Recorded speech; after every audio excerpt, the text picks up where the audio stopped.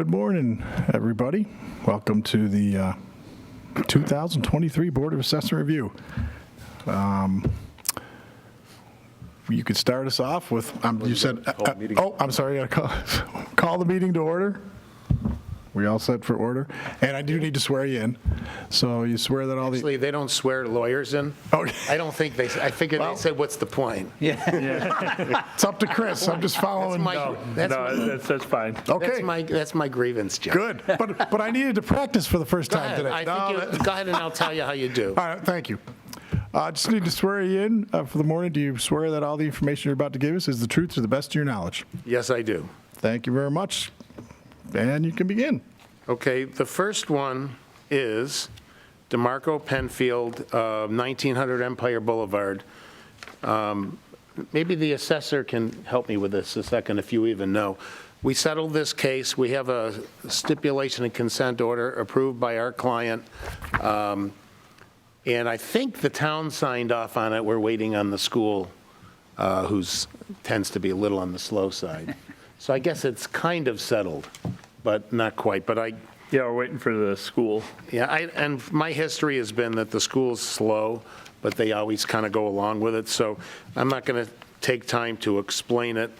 I mean, if the assessor wants to fix the roll through grievance, we could stipulate to it, or you could just lower it to the value we agreed to. But then we got to, we're all ready to go. That might be a good idea, but it's up to the assessor. He might not want to take the chance that the town or the school district does something to. No, this one is already at 14.8, so. Oh, you reduced it? Yes, it's already reduced. So I don't have. So you really can't. Well, that's what we agreed to. Yes. We agreed to 14.8. They lowered it to 14.8.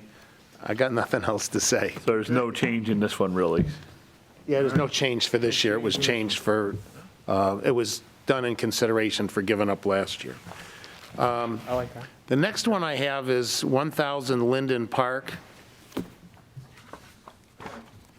Let me know when you're ready. I think we're ready.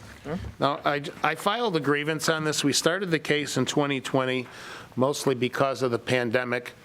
It's a hotel, and the pandemics were, during the pandemic, they were all closed. So we have a litigation pending for 2020 and 2021. No, it might be the 3 years. I think things aren't as bad for hotels now. So at least for the current year, it's iffy. I might make a proposal where with the assessor after this, if you want, where we look at what happened before and maybe get some relief now.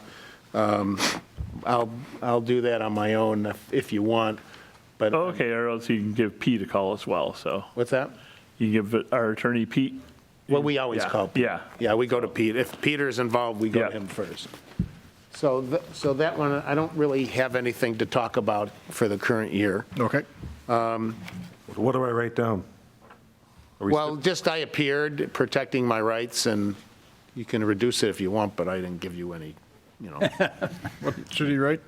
Just what he said? Yeah, well, when you discuss it later, when you make a decision, you can put, no decision or, Okay. Yeah.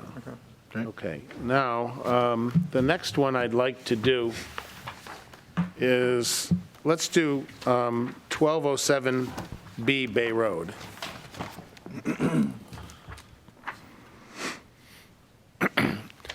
You ready? Let me know when you're ready. All set. Okay, the next three are all the Longview Senior Living Facility.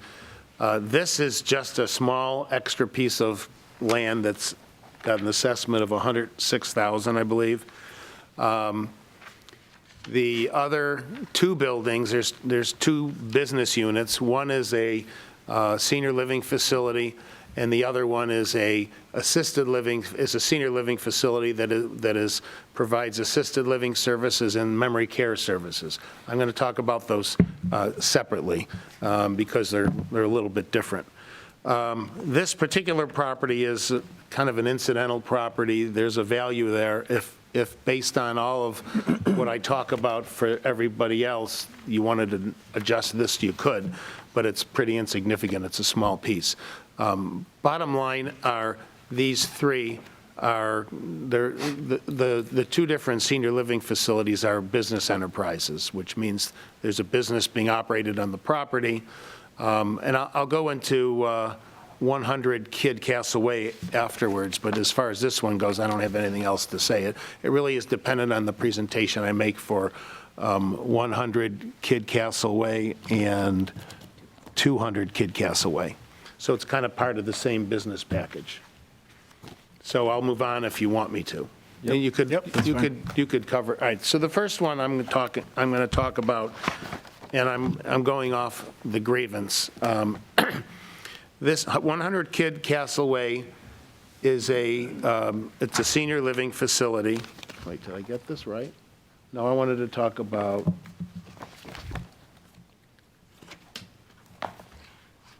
I wanted to talk about 200 Kid Castle Way first.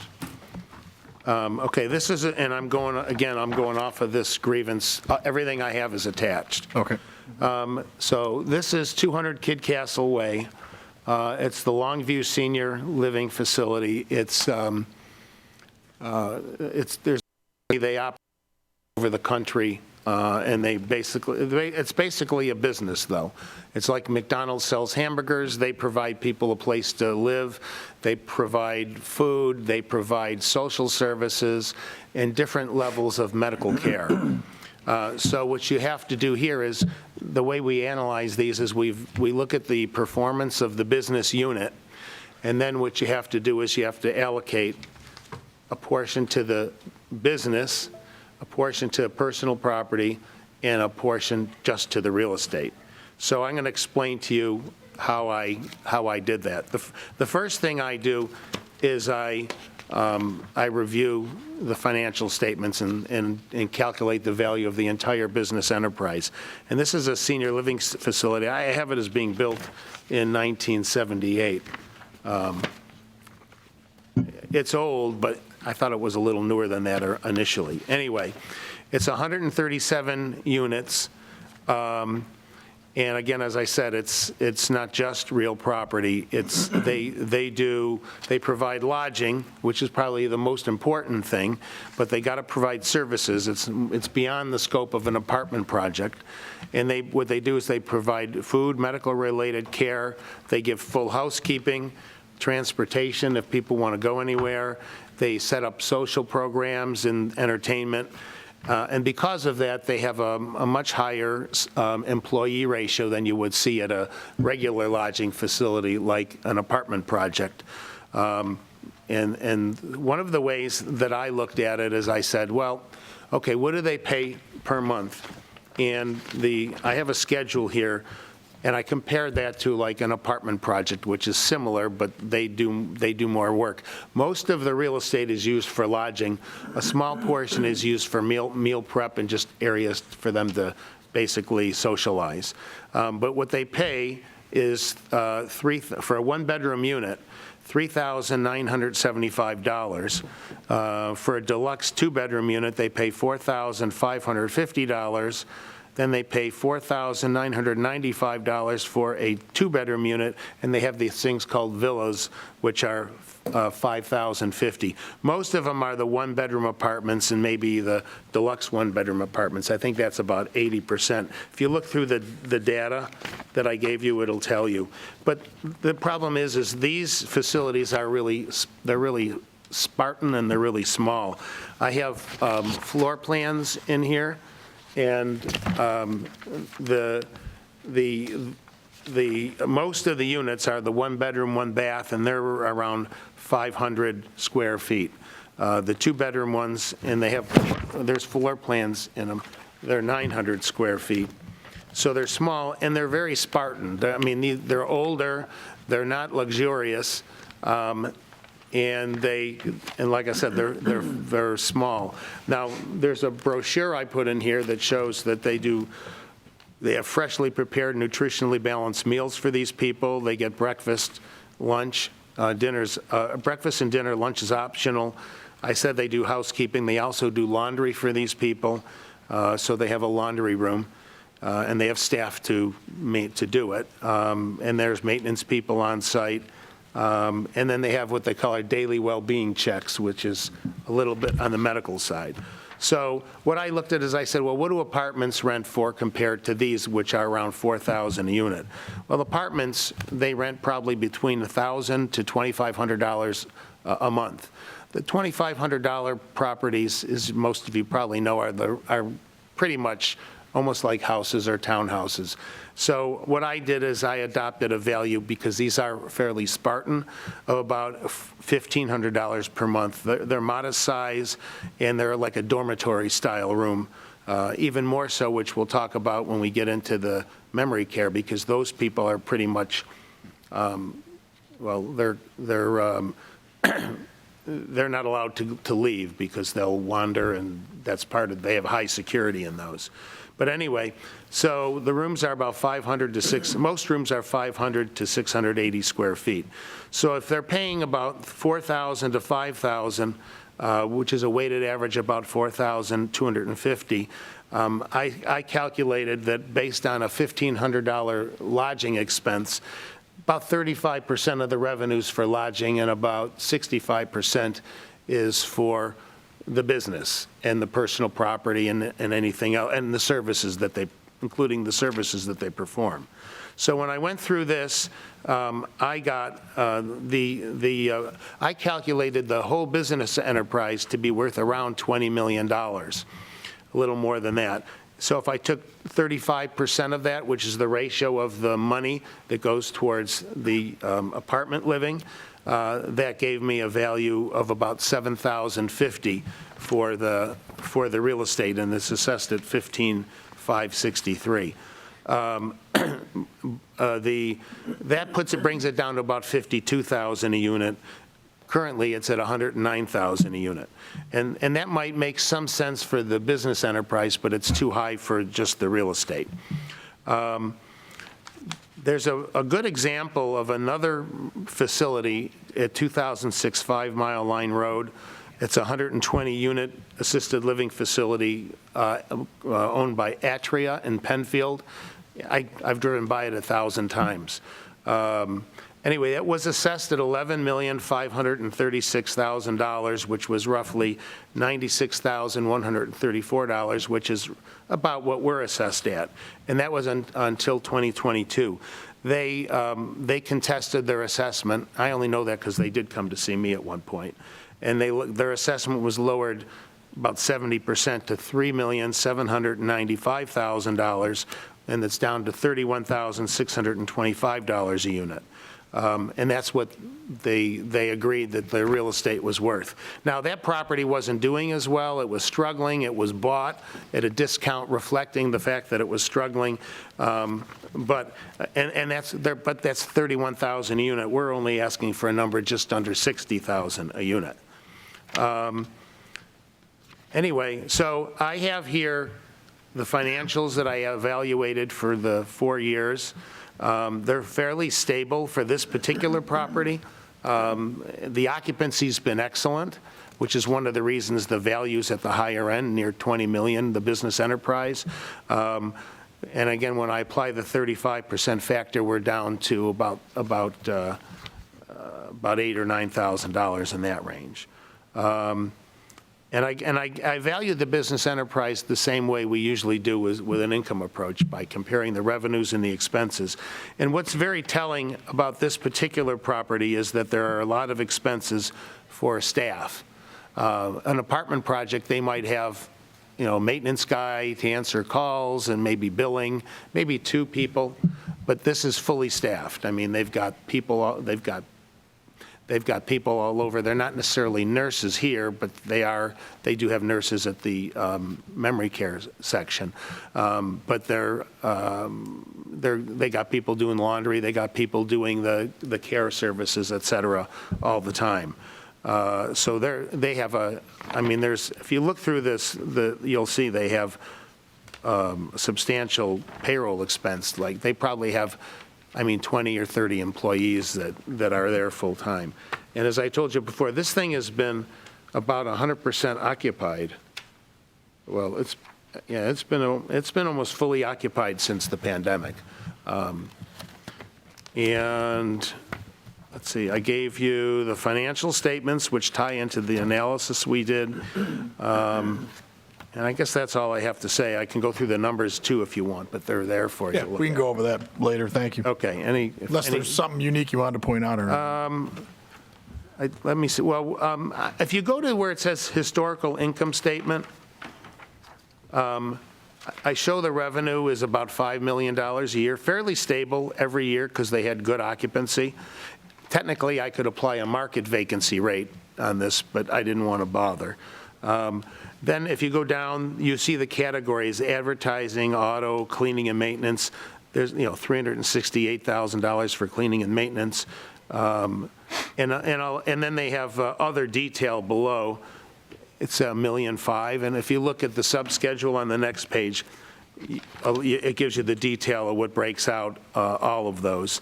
And if the biggest number that's $1,527,000 on the detailed schedules, which is after the historical income statement, a lot of that, if you look, you got assisted living expense, you got medical expense, you got ACT expense, a lot of those are employees, like $809,000. There's a lot of employees.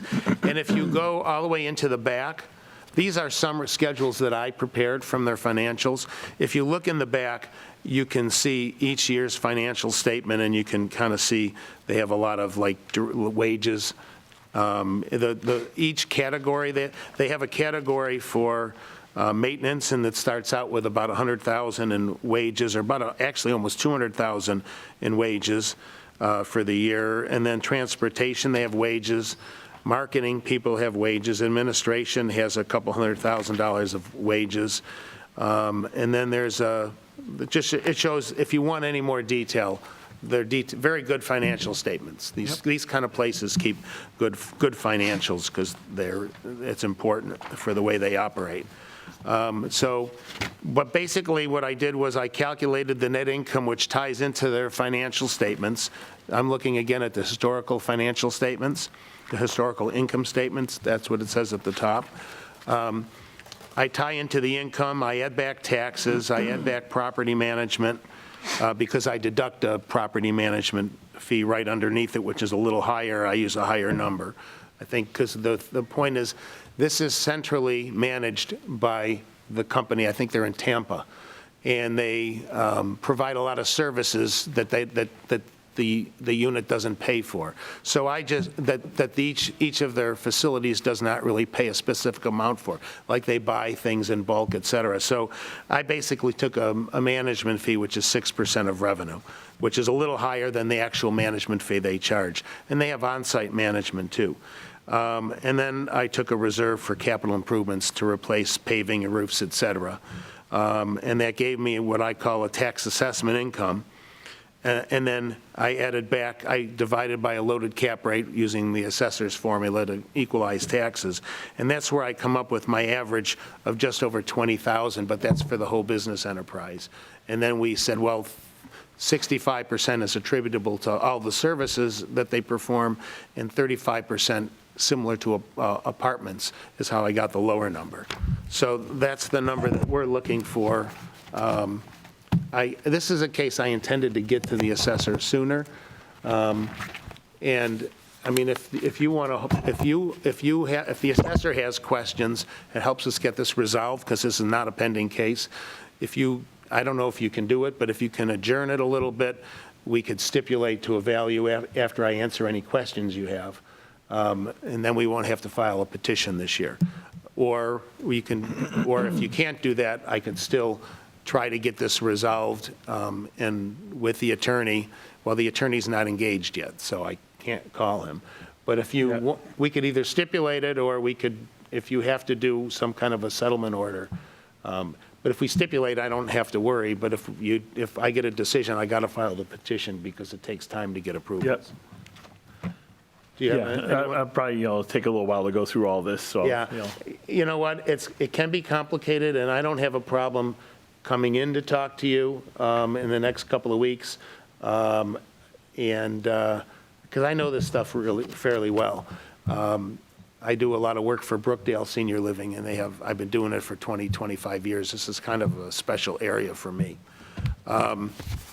So you can call, ask me questions on the phone, or I can come in and go over it, whatever is more efficient. And part of the group, the next one is similar, but it's a memory care facility. And this property, I have a, This is 100 Kid Castle? this is 100 Kid Castle, it's the other Longview property. Now, if you take a look, I have a basis for reduction on both of these. I did on the other one too, that kind of explains everything I talked about. This is different and similar to the 100 Kid Castle. This is a memory care facility and assisted living facility, which means the people that stay here need a higher level of care, almost medical care. In fact, the biggest difference you can see, I gave you a few pages down the rates.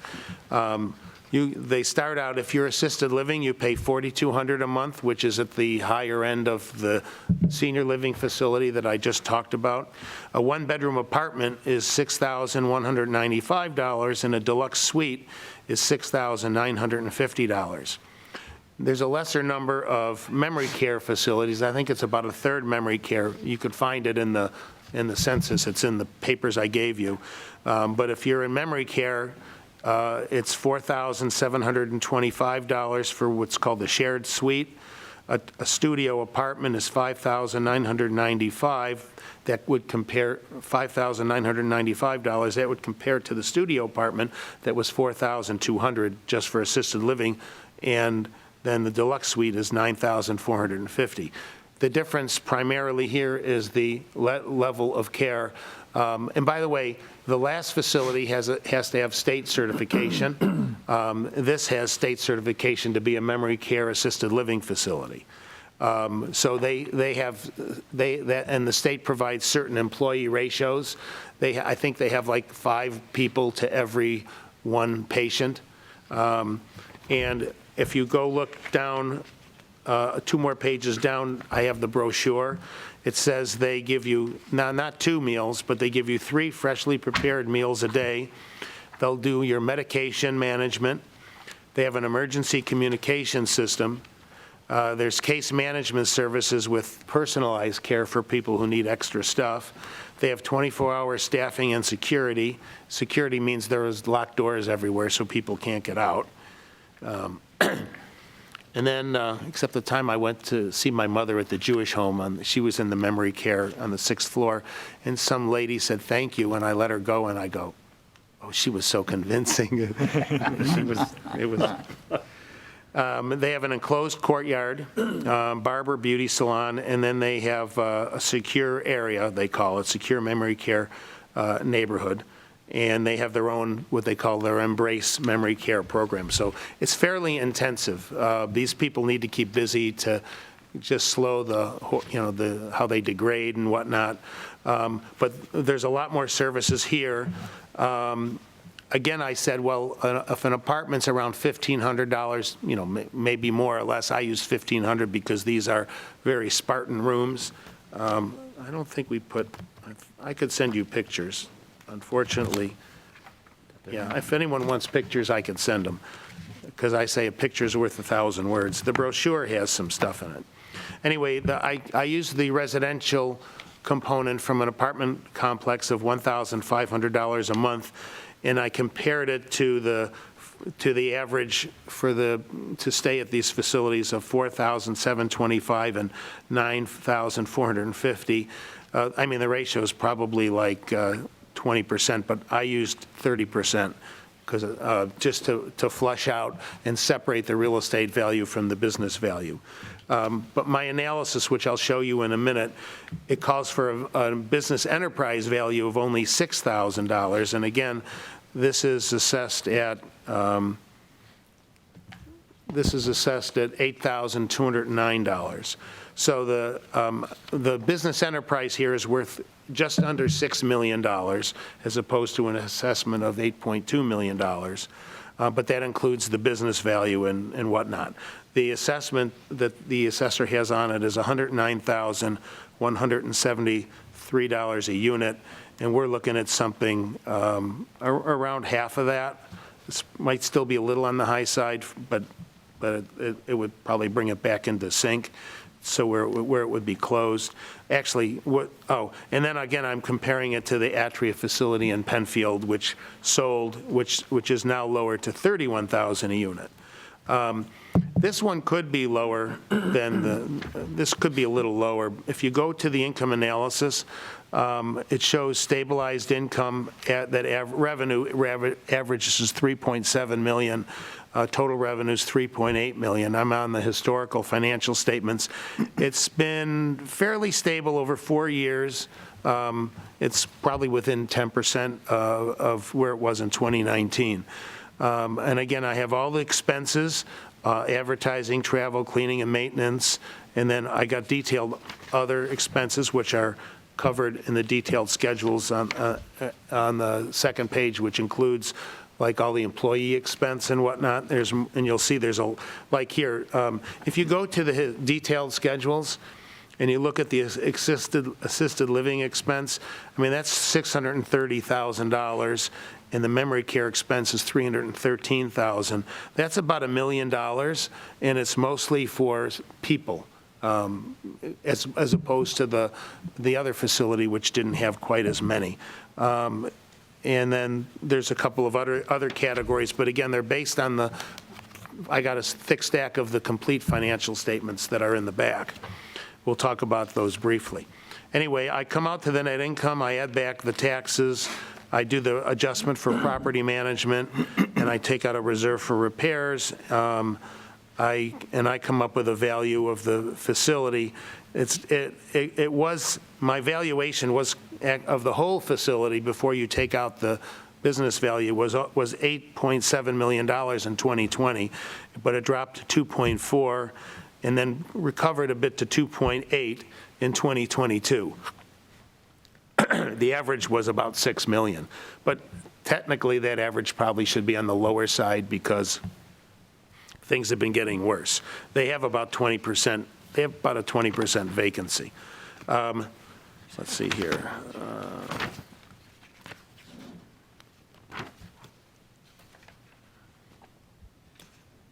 So if you go to the financial statements, you don't have to do it now, but I show the revenue is here, and then I have, you can see back here, you have a lot of wages. Assisted living wages are about $1 million.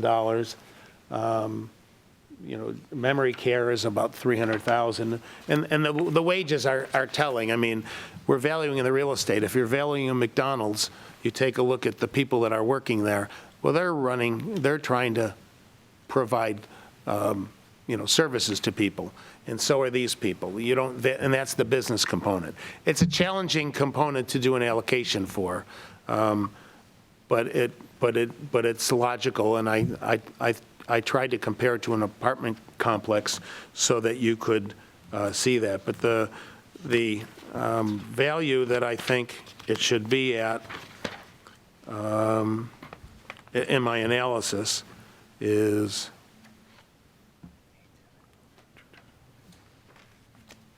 I thought it should be closer to 20%, 2 million. If the value was around 6 million of the business enterprise and I use 30%, that would put me at 2 million, and one reason it's over 15% vacant. And the assessment per unit is about 30,000. So because this has a lot of vacancy, it's not doing that well. I kind of compared it to the Atria, which sold for 30,000 a unit. And to me, that's around where this should be, similar to the Atria, because it's struggling with 20% vacancy. And it hasn't recovered, even though, these people were sicker, so maybe they didn't last as long, and it's hard to get new people in there now. That's all I have on this one, unless there's questions. And same thing goes with this one. I'd be happy to talk to the assessor about it if it's still open, and even if it's not. Okay? No questions here, Assessor? No, nothing right now. I haven't Okay. had a chance to walk through everything yet, so. Right. Yeah, and again, if you have any initial things, or you want me to walk through it with you, or if there's something you can't read, I noticed one of the financial statements was too hard to read, I can get you new stuff. Okay. just call me or call Aaron. Chris, most- as long as you've got, I'm sorry, as long as you've got the maps up on the screen there, could you go back and show us the The vacant land? 1207B? Yeah. Yeah, it goes down to the bay. Oh, okay, that's right there, got it. Yeah, and again, the assessment on it is so small, it's not material compared to the overall. So I mean, I would leave that alone. Yeah, you see And- it falls under our steep slopes and everything. Yeah, I was going to As it's, you know, say everything that's probably goes down the got bay some- I there. didn't even know the bay was there. I came around the other way. Don't go too fast. That's nice that you have that. I wonder if I have to go to Canandaigua. I wonder if they're going to have it to show the properties there. Yeah, Will they? have, it's called Encore. there. Encore, so they're going to show them at, Yeah, they. 'Cause I have them pull on up my just like computer. this and- yeah. I always say a picture's worth 1,000 words. You can hear me talk all day, but I'm done with that one. I have one left. Should I just tell you which one it is, or? We can guess. 16? Okay, Process of go ahead. You got two guesses. It's like Panorama Plaza. You got it, okay. Panorama Plaza is assessed at $18,310,000. It's at 1601 Penfield Road. Now, as you can see from your video, there are about 5, 6 tax account numbers, and the small ones on the perimeter are out parcels. I'm not challenging those. Those taxes are paid by the owners or by the tenants. I mean, they're paid directly by the tenants, and so we didn't challenge those.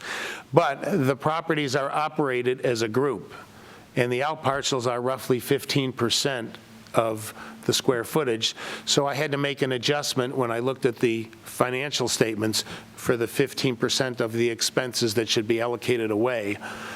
What I did was I looked at the rent roll for the tenants that are in the plaza, so I could calculate the rent, or I can get the rent for the actual tenants on the I'll call it the plaza parcel. But the expenses I prorated, 85% to the plaza parcel, 15% to the out parcels. Most of the expenses they are contributing to, like, things like snow plowing and repair on the parking lot, that benefits everybody. So I allocated 15% of the expenses away, which increases my value. So if I did too much allocation, I only hurt my argument. Anyway, I did this similar to the other one. It's 236,593 square feet. It's shopping center. So in this case, I took the net income and I capitalized it to come up with a value. But it's all real estate, because this is just the business value is, there's really business value in a facility, but I don't think it's material, especially for a plaza. I used to think of the commercials they had for the Eastview Mall on the radio, and I go, that's business value. The jingle they had years ago, I won't sing it. But they don't have jingles for this place. Anyway, the assessment's $19,479,680, which is 82 per square feet. I think, because they have a good amount of vacancy, this should be at $15 million, which is $63.40 a square foot, and a little more in line, I think, with retail properties. I don't think retail properties have been struggling the last few years, especially shopping malls. People are doing everything online. We just got a brand-new bankruptcy today, or I just heard today, Jenny Craig filed bankruptcy, one of our tenants, and they've been around for years. The bankruptcies are starting to come in now. There were 7 last week of public companies, I believe, and before that there hadn't been 7 for a year. Anyway, $63.40 a square foot. I prorated the expenses 15.17% for the out parcels, and I removed those in my analysis, and leaving just the value of what's generated by this shopping center. We currently have a 28.5% vacancy. That doesn't include the out parcels. That's just this tax parcel. and it doesn't include Jenny Craig either. I adopted a 20% vacancy. What I did was I took everybody, I did an analysis of everybody that was there, and I made a projection. And I basically said, okay, look at the rent roll. These people are there right now. I assigned a value to each of the vacant square feet, came up with what the gross rent would be if everything was occupied. Then I took off 20% for vacancy, and I'll get to that in a minute. There were also units 9 and 11, they filed bankruptcy, 22,413 square feet. Actually, there were 3 tenants. Well, Tuesday Morning and Barks Blowouts filed bankruptcy. That sounds like a hair place. So if I turn your attention to the income approach projection page, which is just after my basis for reduction. You have your 4 pages, then there's my summary, which is a basis for reduction, and then mostly I'll spend my time on the projection page, which supports my request for an assessment reduction down to 14.2. The rent comes from the rent roll, and that's the page right after it, and it shows what's in the rent roll separately assessed has been assigned a value of 0, and actually, let's see. Oh no, they've been assigned square footage of 0. That means they don't show up in the analysis. The projected rent on the vacant space. If you look at the rent roll, that's the next page after the projection page. The first 6 rows are the out parcels, but I have a value for rent of everybody else except for 2 at the bottom, Planet Fitness and AutoZone, and those are also separately assessed, so those aren't counted either. So I basically come up with a total rent of $2,685,512. That carries forward to the front page of the projection. And what that is, it's what they're actually paying in rent. And if they're not paying anything rent, I've estimated the rent at the average of everybody else for the most part, depending on the size and the space, or sometimes we use the rent the last tenant paid. But I project if it was full, it would be getting $2,685,512. And then tenant reimbursements, they come from a schedule that I got directly from the client. They were around $3 million a year the tenant reimbursements is about $300,000. Then in the schedule that they gave me, I call it Schedule A, shows insurance and then it shows the tax. So go back to the first page. It shows the rent plus the tenant reimbursements is total revenue of $3,409,811. Then I take out 20% vacancy, and then I get a net revenue of $2.72 million. Then there's insurance and management, and then there's taxes, which are expenses, and then the utilities and other expenses, and then that comes out to the current net income of the property, which is $1,121,734. Then I add back the taxes, so we can use the assessor's formula.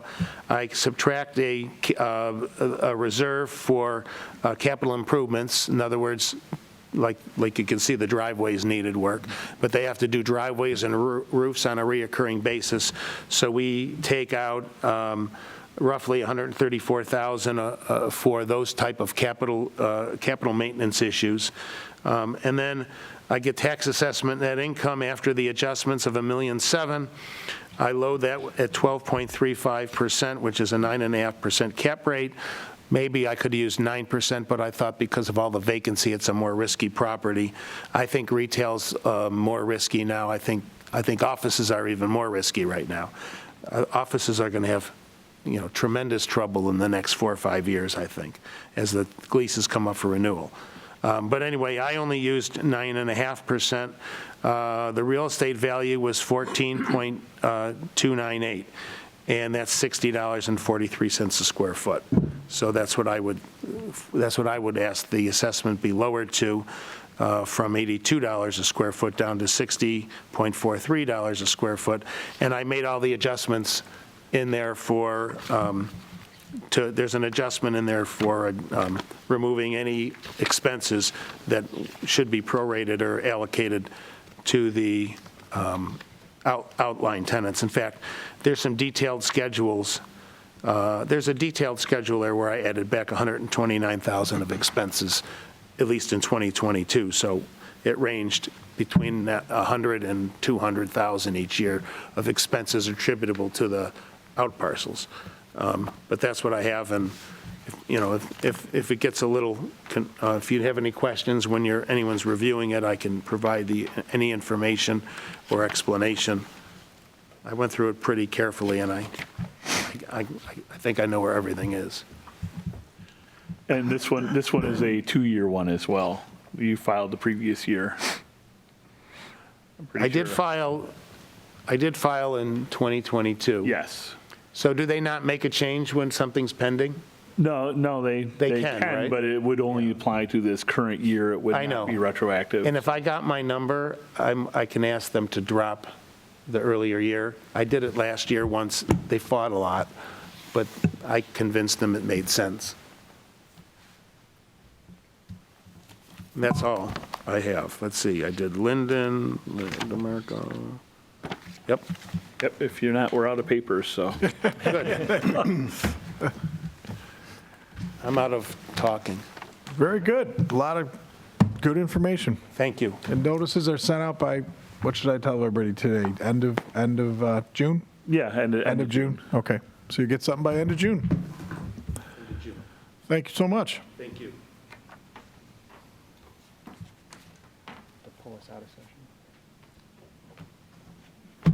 Just announce we're going out of session. We are now going out of session 10:15, so. at 10:15. Thank you.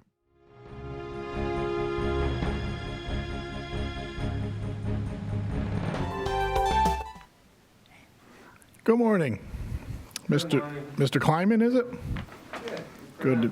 I did, all right. Good work. You got a property at 23 Cali Ridge, Yep. and they be assessed at 517. You're hoping to go down to 453. Is that correct? Those are the Steve, bad. you want That's to the swear him in first? Those are the full values. Thank you. Right, the assessment of 426 and change. All right, and I apologize. It's early. I have to swear you in. I got to get into the way how we do this. So I got to swear you in real quick. Do you swear that all the information you're about to tell us is the truth to the best of your knowledge? Yes. Thank you very much. Well, you can present us with your case. Okay, so, I'm sorry, let me silence my phone, my apologies. So you can see on the screen there that my house was listed when I bought it for $425,000. And my wife and I ended up paying $517,500. And that's, so kind of like the basis of my case is that we bought our house at a time where, in my opinion, it was like a blip, an anomaly, a period of time where real estate prices were really high. Now, in our case, we sold our previous home in Pittsford for a lot of money. I thought it was unreasonably high, but it was good for us. So, spending that much on our new house was okay for us. And at that time, both my real estate agent and mortgage broker advised me that it wouldn't appraise for a mortgage anywhere near that number. So what they did, the mortgage broker got me a mortgage with a 30% down payment so that they waived the appraisal. And so that's just kind of background information. And then I was assessed at full value. And when I came in to drop off this paperwork, the person I spoke with told me that valuation is 94% of full value. Is that correct? Yes. Okay. So I guess this might be a little off topic, but I don't understand why mine was 100%. That's, over $30,000 more than a 94% assessment. And if you look at what I'm paying in taxes in this current tax year, that's 976%. is $974. So in my view, I was charged $974 this year more than I thought, even at the what I consider inflated level, was more than that. So I started to look at assessments more than real estate. So I looked at the assessments, and you've had a chance to look over the package, so I'm not going to drag you through that. But what I found was a wide variety of assessments. In my street, Cali Ridge, and the neighboring streets, Glen Eagle and Lynx Court, they were all built by the same builder, Fedek Builders. And they're all very similar. They're similar materials. My street especially was built around the same time. The fit, the finish, it's all very similar. And so I looked at the assessments, and I know you guys kind of lean more, or you look at sales more than assessments, I think. But I looked at assessments because another, basis for my being here today is I want fair and equitable treatment. The 517.5 is $257 per square foot. If every house on my street was appraised at or near $257 per square foot, I wouldn't be here. I would accept it and I'd pay it. So let me refer to some notes here. So all the comparable houses, so that's ranch style, and they all have 2 or 3 car garages, and they all have, like 3 bedrooms and 2 and 2.5 baths. They all have 0.46 acre lots, except one has a bigger lot. And all the other ranch-style houses on my street are assessed between $190 and $227 per square foot. So then, what's the basis for my 426 and change? So I looked at them all, and I think what I'm proposing or asking for, I believe, is 214 maybe. Let me just double check. 212. So how did I come up with 212? Well, 47 Cali Ridge is, I think the most similar to my house, except I think it's probably of higher value per square foot. And that's because they're around the same square foot. They were built within a year of each other. And they both have 3 car garages. My house has 2 full baths.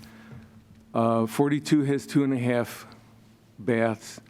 My house has, like most of them, 0.46 acres, and 42 has a larger lot. I think it's 0.67 or something like that acres, and it's a more desirable lot. It's right on the mouth of the cul-de-sac, and so in my view, I thought $212 was conservative, that maybe that house is worth even more than mine. And like I say, they're all the same builder, same period of time, same materials, fit and finish. And I love my house. It's a really nice house, but I don't see how it's significantly more value than the other ones on the street.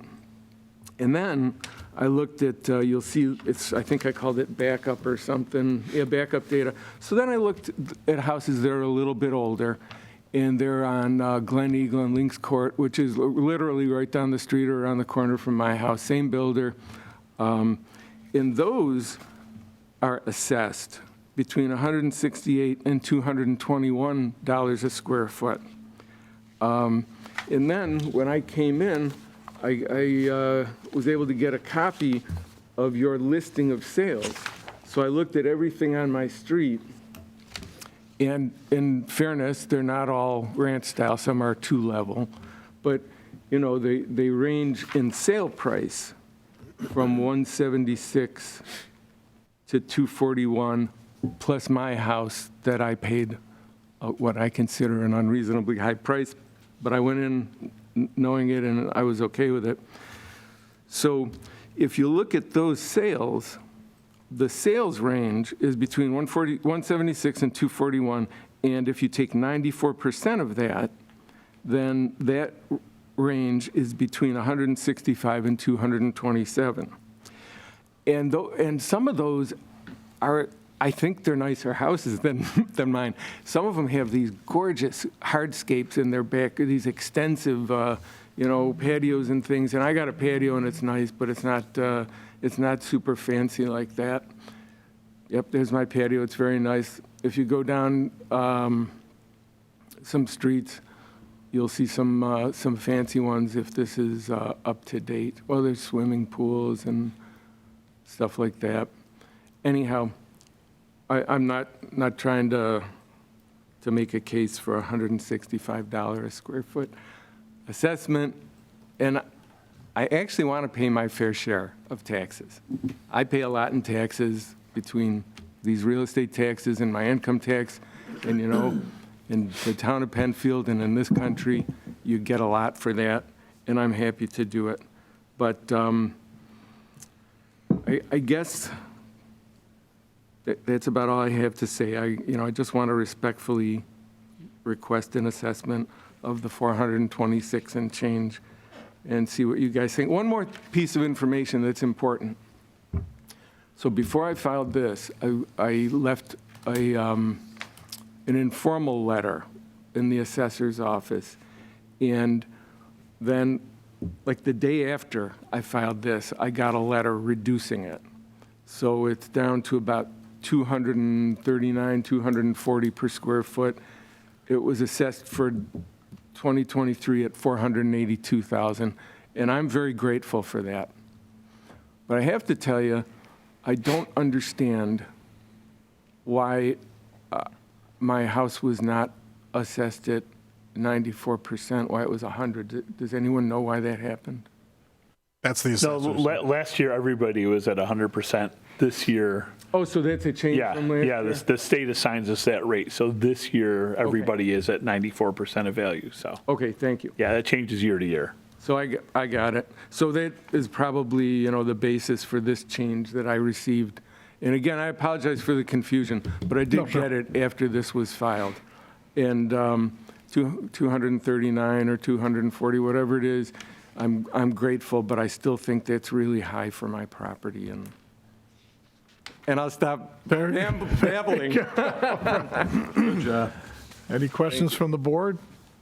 I don't think so. So great, we had a lot of information. We're going to go over it, make a decision, and then the town will send you something by the end of June. Okay.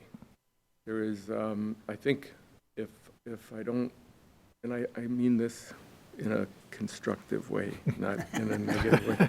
So if what I get, isn't what I'm looking for, then I think the next step is the small claims assessment review. Correct. Down Yep. in Rochester. Yep. And I assume that timing is soon enough, because I think you have to. Yeah, you can't file that till after July 1st anyways, so. Oh, after. I Yes. saw July 1st. I thought it was before July 1st. No, after July 1st. So there's plenty of time. All right. Plenty. And again, I didn't mean that in Yeah, oh, no, negative or we adversarial get asked way. that all the time. That's a Okay. common question. No problem. Yeah. All right, so I'll get something in the mail. Yep. And I want to thank everyone for your time. Thanks for coming in. No more questions or anything else? No? Okay.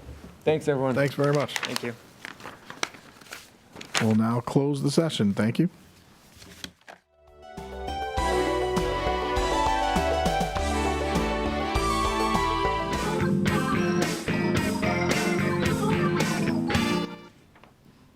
Good morning. Is it Mr. and Mrs. Burnham? Yes. Good to meet you. And you're here for 2061 Dublin Road. Yes. First thing I got to do is swear you in. Do you swear that all the information you're about to tell us is correct and truthful to the best of your knowledge? Yes. Excellent. Looks like the town's got you at 218. You're hoping to go down to a market value of 191,580. Is that correct? What do you have for us? I think our concern was just that when we purchased the property, it was offered at 1,799, and we, with the market being what it was, we still came in at like 206, which was significantly over that. But then the town assessment has us more than 100% of purchase price. And, when we purchased the property, we were looking at taxes and everything, and it was previously assessed at 133.1. So we're faced with a 64% increase in our assessment and tax burden, which is kind of crippling, and we honestly wouldn't have bought the property had that been the case. So it's, I guess, not really understanding the methodology of the town for how the assessments are put together. It was a little concerning for us. The other thing is that we haven't changed anything significant about the property in that time. I was going to ask if you made any improvements. No, it's the same. I mean, the kitchen is original to when the home was built. The one full bath is original to when the home was built. The half bath has not been updated either. The basement is unfinished. So that seems like 191,580 is a much more true to value for the property rather than the price that we paid because of the market. And then what the town is assessing now being beyond that just doesn't seem to be supported by the actual property that we own. Did you have an appraisal done when you bought the property? Yes, our appraisal came in at 208. So higher than what you paid for? It came in, I think, $2,000 above. Higher what than we what you paid. put? Yeah, Okay. but still 10,000 lower than the current assessment. Where's the fact sheet for this? Yep. So this is the appraisal right here. Yeah, there's that one page that has the numbers that I was just looking for. Okay.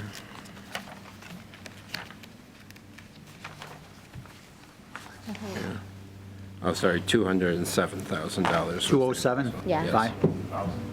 Yeah. Now, they're at 207, but you're looking for like 191, you just think that the appraisal's off, and you think it's I much think lower that than the fact that the market being what it was, you kind of doing bidding wars where you have to do these massive escalations. It's not, that's more of a, I guess, consideration of, the market forces and not necessarily the value of the house. I mean, the market cools off and our home value is not going to be going right. up. It's, I mean, the market is still crazy like that. It So hasn't- it hasn't cooled yet, but. No, I mean, I looked this morning and, Zillow's saying it's going up even more. And again, the house hasn't materially changed. Yeah. The other issue is that the appraisal that they did for our mortgage looked at 3 properties that had been sold recently. So all of those took in the inflated market that, I mean, I understand it is still a factor, but it's not changing anything about the property that we own. Right. Do you have that appraisal in front of you? We We do. do. Do you have the addresses that they used as comparable sales? Yes. We also have information on properties in our area that are comparable to the home that we own, that have the same number of bedrooms, that have the same number of bathrooms. And we did look at the percentage of what the tax rate per square foot and the tax rate per acre on the property, and those came out as much higher for our particular property than most of the neighboring properties that we were looking at as well. Yeah. So the comps on our appraisal were 91 Meadowlark Drive, 11 Creekside Circle, and 135 Maple Hill Farm Road.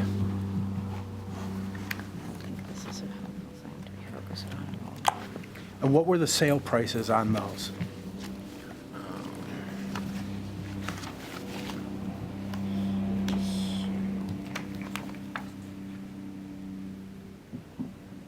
Or would you be willing just to share that appraisal? Yeah, Yes. good question. I was going to ask that. I mean, Could we take? we can share the appraisal, but when we were looking through the criteria on this application, and when we were looking through the other properties in our area, I guess from those numbers, it didn't seem like even those 3 properties were most representative of an average in our area. So, I mean, we didn't get to pick, the properties that they chose. I don't know Yeah. what their basis was. Well, that's why we'd like to look at it So- and see if they're comparable, which is good to review. And I had a question on the land value that's listed. What's that based on? Because we were looking at just like on our street, and listed land values for the same exact acreage varied quite a bit. So You'd have to ask the assessor that. The land value is extracted based on a land table, so I'm not sure when I was looking exactly at properties, how that is. They don't really affect what we do. Okay. We just We're looking at the total Look at assessment. overall value here Right. anyway, so. The land values are way off sometimes. Chris, your microphone. We just look at overall value, not just the land value, okay?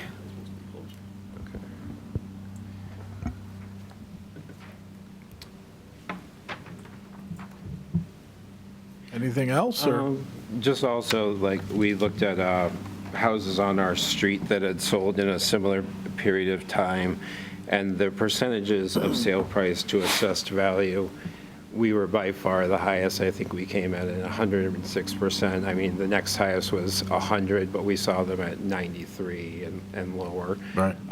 So again, it's just, we don't know, being that our property doesn't have any kind of updates, it seems like it's being assessed at a higher percentage of sale price, which is already inflated, so it's kind of, we're And just. again, us as a board, we're looking at just sales, because that Yeah. reflects the market. As far as when you compare assessments, maybe some are high, maybe some are low, we don't know that, so we're just concerned with the actual sales that occur to compare against your house. So are you saying that all of the raises to the property assessments are due to sale price? Due to market values, sure, which are reflected in the sale price. Yeah, I would say so. That puts a very substantial burden on people who have purchased homes recently. Right, I mean, it's supposed to be reflective of the values of the property, so When the revale was done, everybody got assessed based upon the current sales. Everybody got whacked, including probably all of us. Yeah, that is definitely the way But to put it. but the rates went But- down, but Yeah. Right, the rates did go down, gotta remember that. Yeah, I guess the problem for us is it just nearly doubled our taxes, so. Yeah. I mean, the biggest thing is 106% of the sale price is not what the town is saying that they're using. I mean, the rate that is being identified is 94%. So even Right. looking at 94% of our inflated sale price is not $218,000. right. We'll go through it. Yep, we'll go through all the information, and then the town gets something back to you by the end of June. Okay. Thanks so much. All right. Thank you. That's it for now, thank you.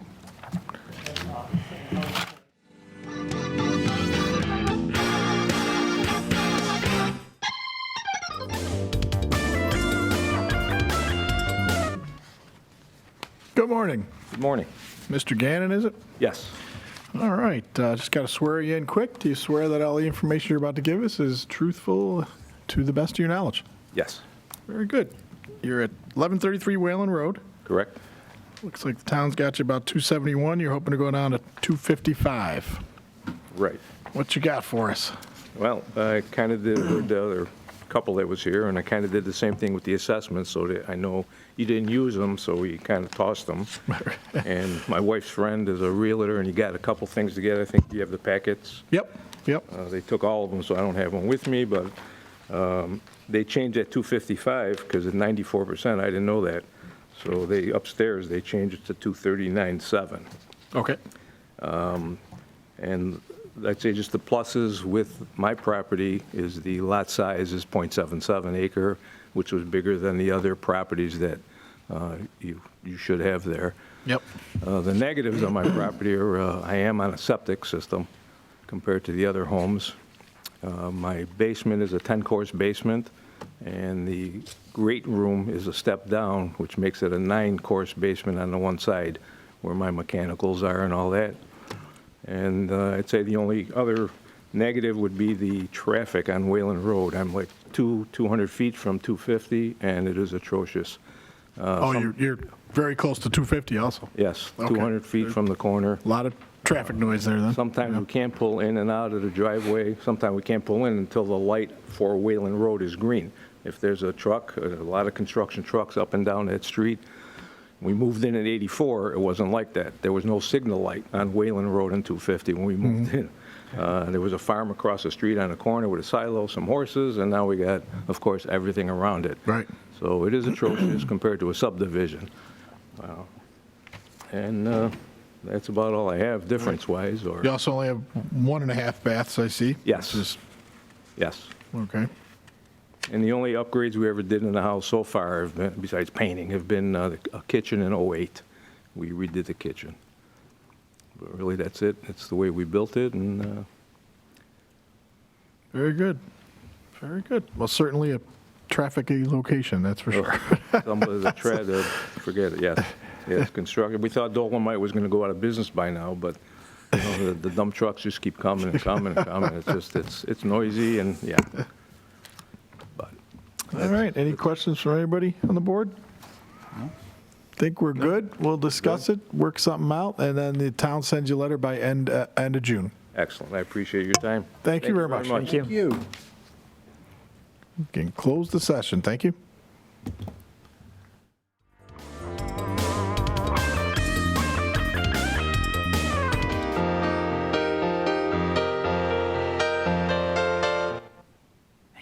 Good morning, how are you? Oh, good morning. Very well, thank you. Right in the middle. Well, I think the speaker all comes from the same place. Oh, does it? I couldn't tell who was talking. First, we got to swear you in. So you swear that all the information you're about to give us is truthful to the best of your knowledge. I do so swear.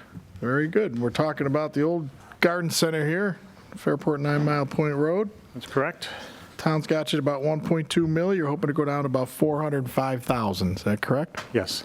What you got for us? All right, so first, I don't know how old that picture is, but that's not what it looks like anymore. Some of the greenhouses and so on are gone, and or either gone outright or decrepit.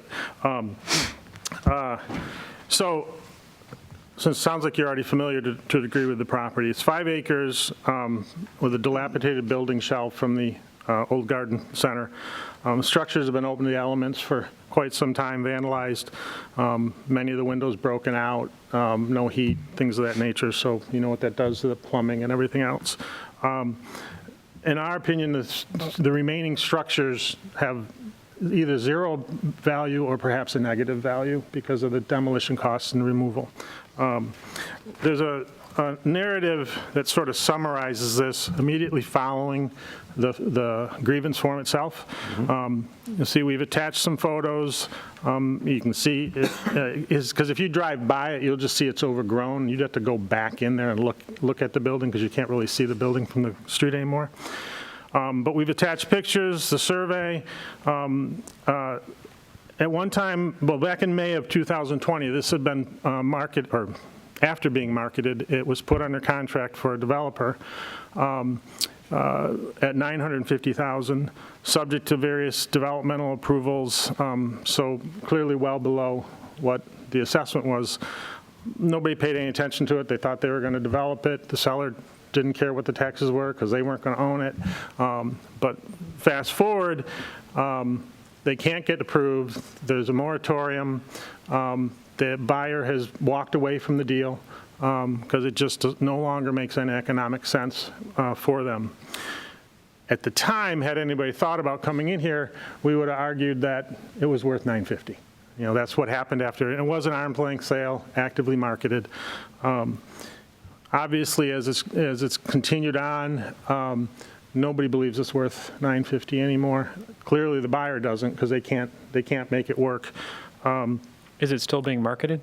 Is it still being marketed? It is not because they just walked recently. Oh, just recently? Yeah, they walked. but I believe it'll go back on the market. Okay.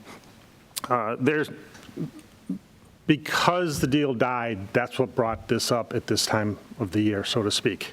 But the moratorium remains in place. We even attached a one-page summary of some comments from the past buyer. They actually even pointed out, you got to deal with these taxes no matter who buys it. So we believe it's worth substantially less. Now, what I put together, I actually went through and searched, and I know this might not be the normal way to do it, but I just searched what vacant commercial property, similar size, was assessed at in the town. And average assessment is 76 grand an acre. We're assessed dramatically higher than that. We really would just like to take this down to a land value. If somebody obviously buys it and redevelops it, all bets are off, and you're going to get if they really pull it off, you're going to get a whole different value at that time. So we're asking to reduce the improvements to zero. Again, if you took a look at it, I think you'd understand why we say that. You can walk right in it. I mean, it's not secure anymore. They're considering whether they should board it up or what have you. And then reduce the land. The 5 acres times 76,000 and change comes out to 381,200. That's where we got the assessed value from. But again, if you look through these pictures, you see the graffiti, the vandalism, so many broken windows. We've attached the purchase contract just to see it was there. It's a reputable developer. And even the amendments to it, although probably doesn't really matter what the amendment is, but that's it in a nutshell. We really believe, oh, you do have a better picture. I didn't notice you put that up there. Although, yeah, May 22. that's not even like that anymore. That's actually quite nice. Deteriorated from that. Yeah, because on the left side, that entire greenhouse Yeah. is in Flopping in the tatters. Was the demo estimate ever obtained? I don't have that. I mean, obviously, the greenhouse stuff, they could just take down with a bulldozer. But the building itself, I used to always use $10 a square foot, but I'm sure that number's way out of pace with reality these days. And not that, I don't know as it would really impact value, but there's also an easement that runs all along one side of it that goes back to the house that's behind there and the other garden facility, or well, I don't think it's operated as a garden facility, but there's other lands back there that, so part of it is not developable anyways, because you have to let them get to their property. Any questions I can answer? It will be going No back on the questions? market soon, probably. I would assume so. They have no interest in holding it. But literally, this deal was dying over the last few weeks. I mean, it died, but they didn't formally pull out. They'd been saying, we're not going to go forward. We can't afford it. But technically, by the contract, it died by inaction. I think it was yesterday or Friday. And so Is it bank-owned? No. It's owned by an entity from GRB. And I even asked them, I says, what do you do? Because in my prior career, I worked with a lot of bank-owned property, and there was a point where banks they just said, get off my balance sheet. I don't care what it is, just get rid of it. But they're a local regional bank. They don't look at it that way. They need to get as much as they can out of it because they've lost money holding it. Mm-hmm. When did the bank take it over? When did the bank take it over? Well, it was more than 3 years ago because they're the ones that put it under this purchase contract. I don't think I put in here the date they took title to it, but it's been at least 3 years. Very good. Okay. Thanks so much. We should be all set. The town will get a letter out to you by end of June Great. and go from there. I appreciate it. Thanks for coming in. Have a Thank good day. you. We can end the session now. Thank you.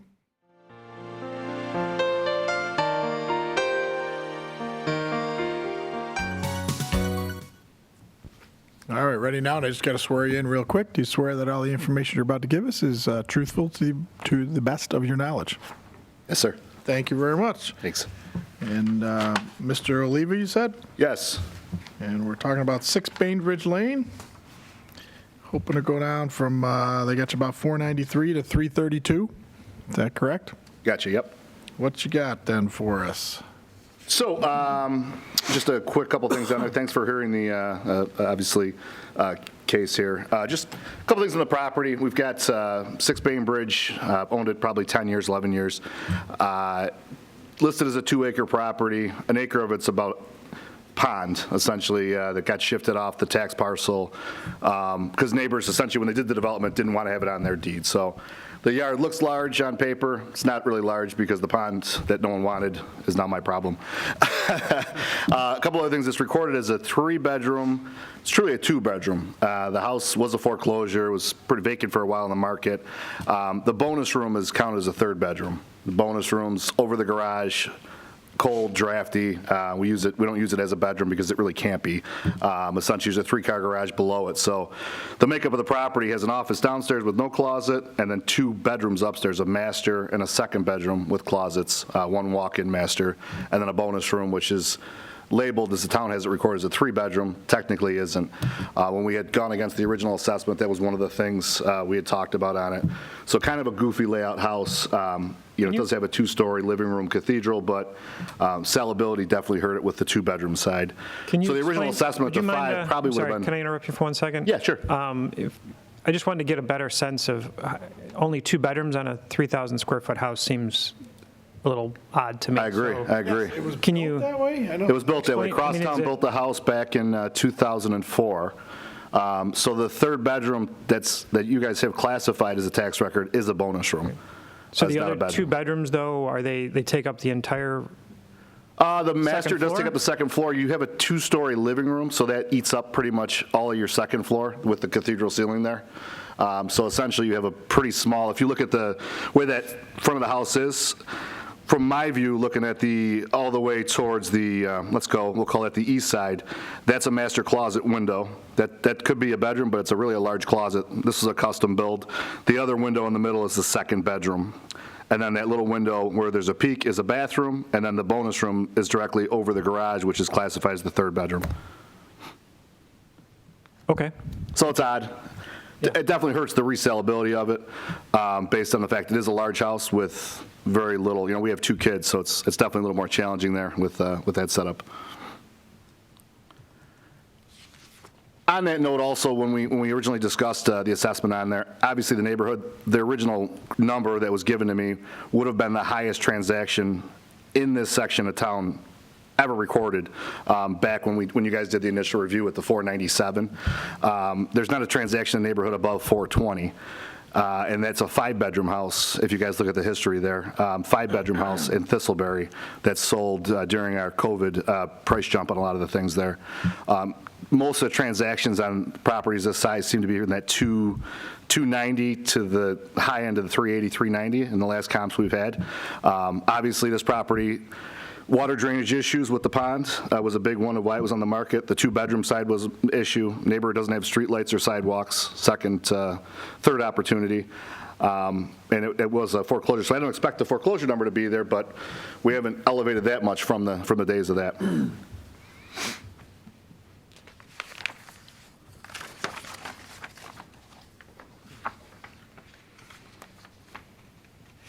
And 250 is right there, so you do have some road noise being the 2nd house in, obviously with you're right at the beginning of the street, so it's not necessarily the most desirable lot in the neighborhood. It was in good condition, though, at the time of? Purchase was pretty bad. Okay. So purchase, it was essentially a foreclosure during 2011, 2010, we purchased it, so the appliances were gone. The house was pretty much, it needed some drainage work, water basement was flooded. It's definitely a weird lot there, where you're kind of at the lower pond end. You've got light fixtures that were removed. It needs some love. So we've definitely invested into it, not heavily, but we brought it back to where it's a nice house. Okay. Currently, it actually, believe it or not, just got condemned because we had a fire about a month ago. So now we've got, we're not living there right now. Not that makes a difference on the assessment, but got a nice little red tag on there. How long do you think that'll go on? What's that? How long will that go on? The fire, well, hopefully we're back in about a month. Good. Yeah, the laundry room, believe it or not, the dryer motor caught on fire. So Penfield was great. Obviously, Webster was great responding on it. We got it wrapped up, but unfortunately, we're not living in the house right now. So The in-ground pool, in-ground pool, yes. still, Still active, yep. It's Fox Pool, about 10 years old, probably. and the outbuilding behind the pool? Outbuilding, the pool shed, yep. That's Is that that's just, active. What's in there? Pool pump. It's got a pool pump, pool heater. No changing rooms, no, It does have a sitting space. Does have a sitting space in there? how about a half bath? You got to have, so it's about a 400 square foot shed building. I didn't hear you. What'd you say? I said half bath in it? Quarter. It's got one bath, yeah. Just basically, it's got a toilet and a shower. That was added by us. And I'm sorry, did I hear you wrong, or did you say that the highest sale in there is 420,000? To my recent records, it was a cul-de-sac lot. Was it 420 or 4? Okay. Well, the town has something in 19 Bainbridge sold for 470. I didn't see that one. I'm sorry. I apologize about that one. Oh, okay, that's why I was. Is it a 5-bedroom? That is a 4-bedroom. Okay. Smaller house, 2799 square feet. What was the date on that one? That is. August 22. Yep, August 22. Yeah, so I might have, okay. That's Okay. recent. That's been spent after the other one. Okay. All right, anything else for us, or? I think that's it. All right. Hopefully give you guys all the facts. Any other questions on it? Not for me. I'm good. So we'll go over everything, come up with a value there, and then the town will get a letter out to you by end of June. Awesome, appreciate it. Great. And then it'll go on for next, this is 2023 tax roll will go on? Yes. Yes. Yep. 2023, so your next school tax School bill. tax. Gotcha. All right, well, I appreciate it, gentlemen. Thank you very much for hearing it. All right. Have a good one, all right? Take care. Thanks. All right, bye. We'll close down the session. Thanks.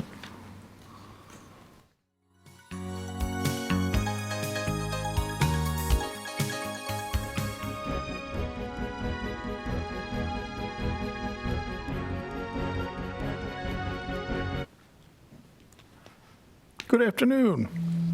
Is it Mr. Axoy? Jaeger. Jaeger. Oh, what am I looking wrong here? The Y looks like 36 an X. Rossman. You're on the Rossman one. I'm on the wrong one. Okay. Probably up in front of you. Oh, no, over I there. have, oh, over here. I have the wrong file. Sorry about that.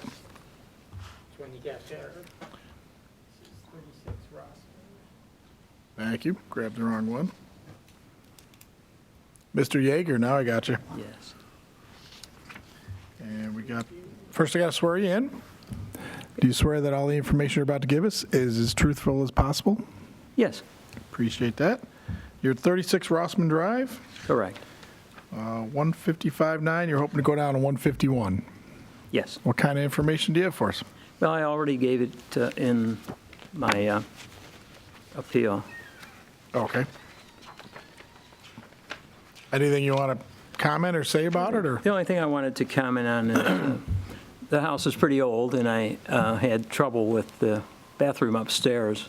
The sink got all plugged up. Okay. And I had a guy come in and try to repair it, and he said, well, you got to start tearing the walls out.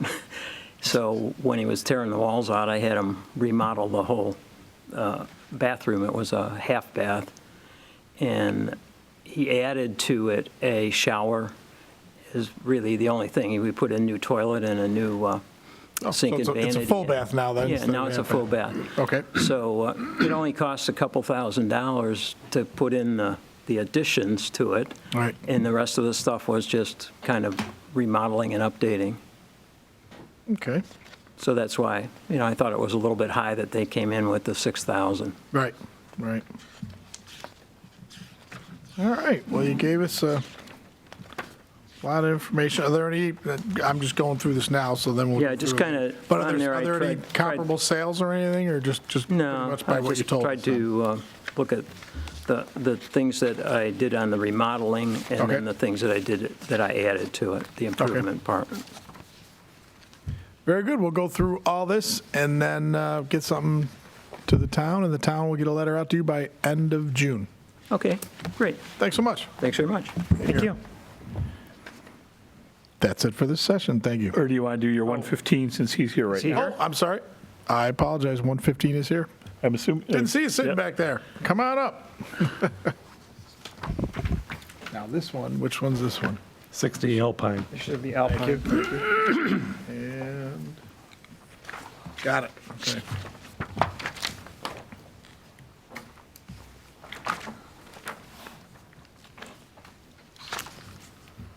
I don't even have that one. How are you? Good, how are you? Good, Mr. Papalia? Yeah. Hope I said that right. Just got to swear you in quick. Do you swear that all the information you're about to give us is correct to the best of your knowledge? I sure do. That would be great. You're at 60 Alpine. I am. Hoping to go from about 558 to 363. Would that be correct? Actually, 341.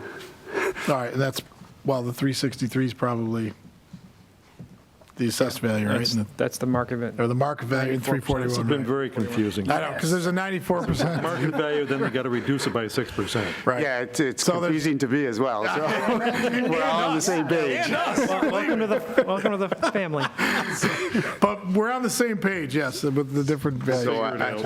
I can comment to you on how I arrived at that. Yeah, that'd be great. Thank you. Of course, the house is a beautiful brick ranch that on the surface, if you go and look at the square footage and the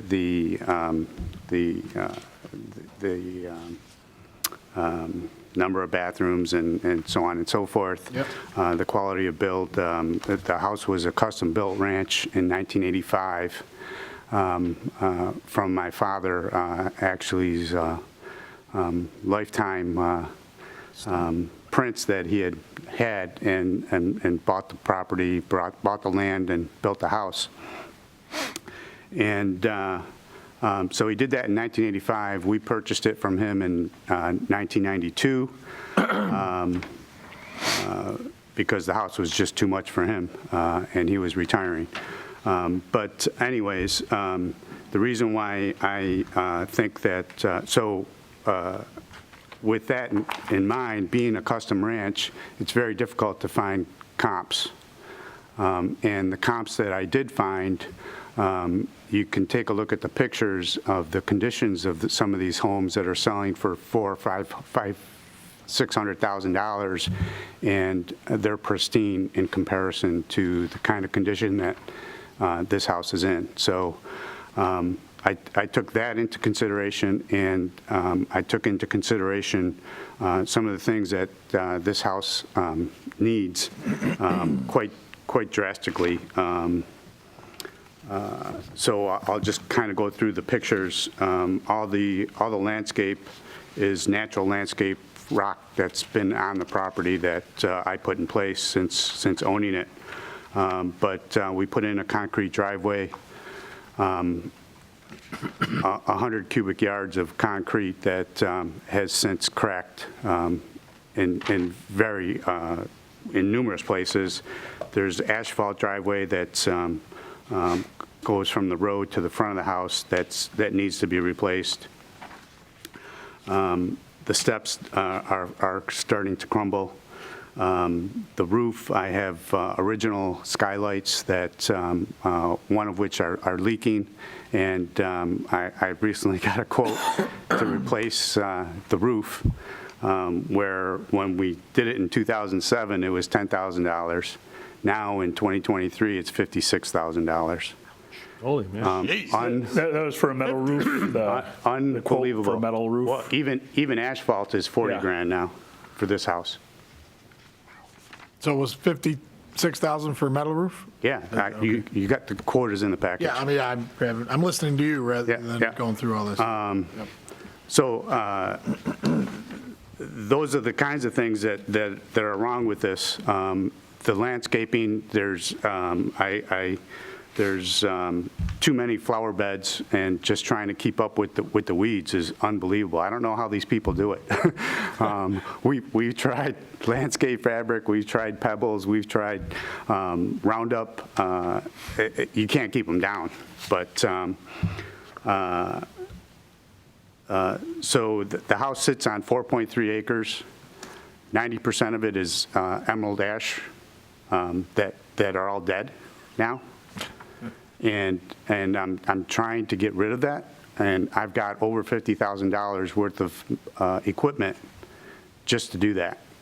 Between You said Bobcat, 90% are ash? yeah. So they're pretty much all dead. That property is got an abundance of ash trees. Yeah, wow. And then, like I said, everything is original from 1985. Yeah, there's hardwood flooring and there's ceramic flooring, but ceramic is, it wasn't put in the way they put it in today with concrete board. It was just wood, so a lot of it is cracked. And that's pretty much how I come up with the reduction of $216,000 based on current market estimates on on what is required to repair this. All right, very good. Any questions from you boys? No? I'm good? having a tough time seeing 4.3 acres. Yeah, here I can, That's what it's that big- the blue square there. Good question about that box, yes. That's you're right. what there's, so the land to the right, it used to be one big parcel of 17 acres. Okay, My dad sold off 10 acres of it to John Lahr Homes that put in that track. which And- track? Tuscany Lane, and Okay, so Where is your access? On Alpine Drive. Okay, I see it. Yeah. Yep. I'm at the, Right at the end of I'm the at the street. cul-de-sac, yeah. okay, all right, now I'm, So 1090C is 2.7 acres. And you own that too? My mother owns that. My family owns it, actually, my mother. That's a separate parcel. so that's 2.7? Yeah, that but- still doesn't look like 4 Yeah, acres that to me high- at all. Looks like double. Based upon the size of the house there, that doesn't, I don't know, that doesn't look like 4 acres to me. Can we get Oh, a, maybe it is. That's what they told me. No, okay. I mean, it used to be part of a 17 acres that used to go all the way to the other side of that Tuscany Lane. It used to go all the way. Yeah, can you calculate that? see, Yeah, Jeez, nice. Computers. You can do. 4.37 acres. Look at There that. you go. Wow. I was with you, Mike. I agree that. Okay. That didn't well, look that big to me. it's deceiving because of the size of the house too, I think. Yeah, maybe, yeah. Yeah, it wasn't strategically placed in the right location, because otherwise I could make the rest of that into lots, right? Do you plan to make these improvements in the next year? The next year? Probably not, Okay. Couple of years? yeah. Very good. If that's everything, we will go over everything, get a value to the town, and they'll have a letter out to you by end of June. Excellent. Thank you very much. Thank you very much. Thank you. Thank you. So long.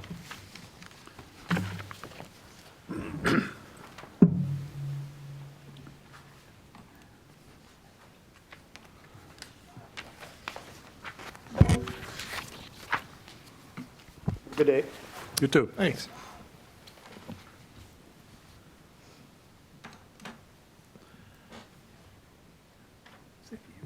He's using two of the same Well- terms. We'll log off.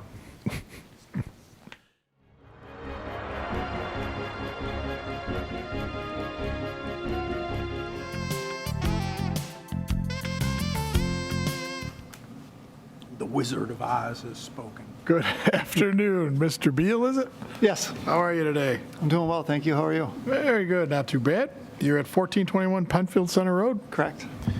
and you're hoping to get down from, I think the town's got you about 510. You want to get down to a market value of 449, is that correct? Correct. And what would you like to tell us? Oh, and I apologize, I need to swear you in first. And Do you s- my wife was parking and just Oh, walking. well, she also, She wanted to join. oh, then Okay, we can let's, wait a minute. we'll wait for her. Yeah. Let's swear you both in. Yep. Thank you. Sorry, I should have let you know earlier. No problem. We're digesting lunch anyway, so.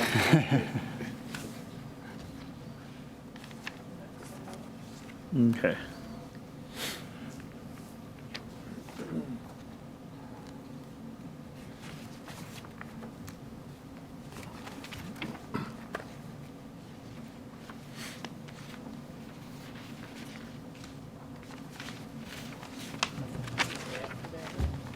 Okay. Thank you. The next person? Yeah. Okay.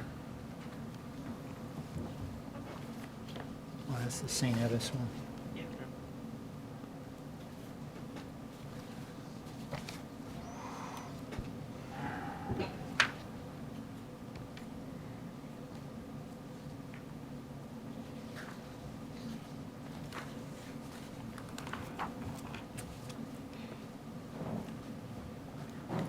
Yes, we're gonna wait for you. Hello. Hello. Just need to swear you in quick. Okay. Do you swear that all the information you're going to give us is as truthful as possible, to your knowledge? Yes. Yes, we do. Very good. And you're at 1421 Penfield Center Road. Correct. Yes. They got you assessed over 500. You're hoping to get to 449 market value. Correct. Yes. What would you like to tell us? 477, I think, market value. 477. Oh, 477? I was looking at the assessed value then. But 477, 690 market. 477? 94%. Right, Well, then you yeah. drop, Yeah, and the the assessed assessed. value would be less. Oh, okay, yeah. So that, the assessment. So, yes. It's a little confusing. Yes, it was. It's more than a little confusing. Yes. A lot of math, so I was glad that Jillian helped. Yeah, so I turned in comparables. Last year, I tried to go through the same process, Yep. and I used the comparables that were given, but whoever was on the phone last year, Sure. some person was less than favorable with some feedback to me, but I didn't realize I had to use a ranch. There wasn't any of the guidance I had been given. So this year, we made sure we used ranches that were sold recently and more that also had additional land, and tried to make sure that we checked all the boxes that everybody needed to see. Other piece of information, just looking at our street, Penfield Center Road, there's no house that's even, I know there's only a few ranches, handful of ranches, but no one's over $200 a square foot. So it just didn't make sense to us that we're valued at over $200 a square foot. And again, that was compared to ranches, or? Both, just looking Okay, at our street as a whole. Because Like, ranches will be my section. a lot more Ranchers are definitely per square, a really per lot square more foot. per square foot than a colonial. Why Just is so you that? know. You're building out with basement, it's all one story, whereas you'll have half a basement, and with the colonial, you got 2 stories. It's just Yeah, so if a you lot think more about a expensive. 2,000 square foot colonial, only has 1,000 square foot of basement and 1,000 square foot of roof, where a 2,000 square foot ranch is going to have a 2,000 square foot basement, considerably larger, and a 2,000 square foot roof. So just from a pure materials standpoint, ranches are a lot more expensive to build, and they command a higher sale price. Right, not even that, they're the most appealing style where people will pay the most for a ranch, on top of what he said, so, yeah, they will go by far a lot more per square foot than a 2-story home, Okay. so. I mean, I looked at, just on our street, the 3 of the ranches, and one was just sold recently. That was I know it's smaller, but it was $159 a square foot. Lee is $160 a square foot. So the house right in front of us is a ranch, and that's $114 a square foot. So I'm missing where that information is. Oh, on here? They said I only turn in, I'm just going off of the guidance I got from upstairs. They told me to Understood, yeah. just turn in the comparables and bring any other details to a meeting. So these are just the additional materials. So I see the 3 sales that you've got, Yep. but then you were referencing some sales on the street, and I was just looking for that information. So I have that here, just I've written Okay. down. I didn't turn anything in. They said that I turn in just the forms. Got it. That was the guidance I was getting, sir. So go through that again. On Yeah. our street. Yeah. So we can verify that information that we just. Well, so just go through it again real quick. Yeah. Sure. So 1403, you can see it on the screen here, is 114 a square foot. Okay. What did that sell for? That wasn't a recent sale, it's just, that's what it's. Oh, that's what the assessment? Correct. Okay. Yep. All right, got it. The one that just sold recently is down the street, 1490.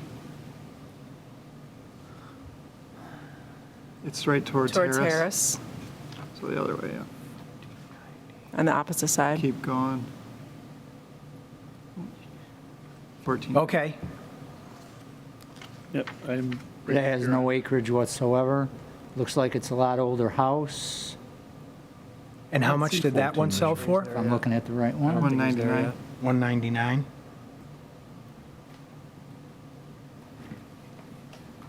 Let's take a look at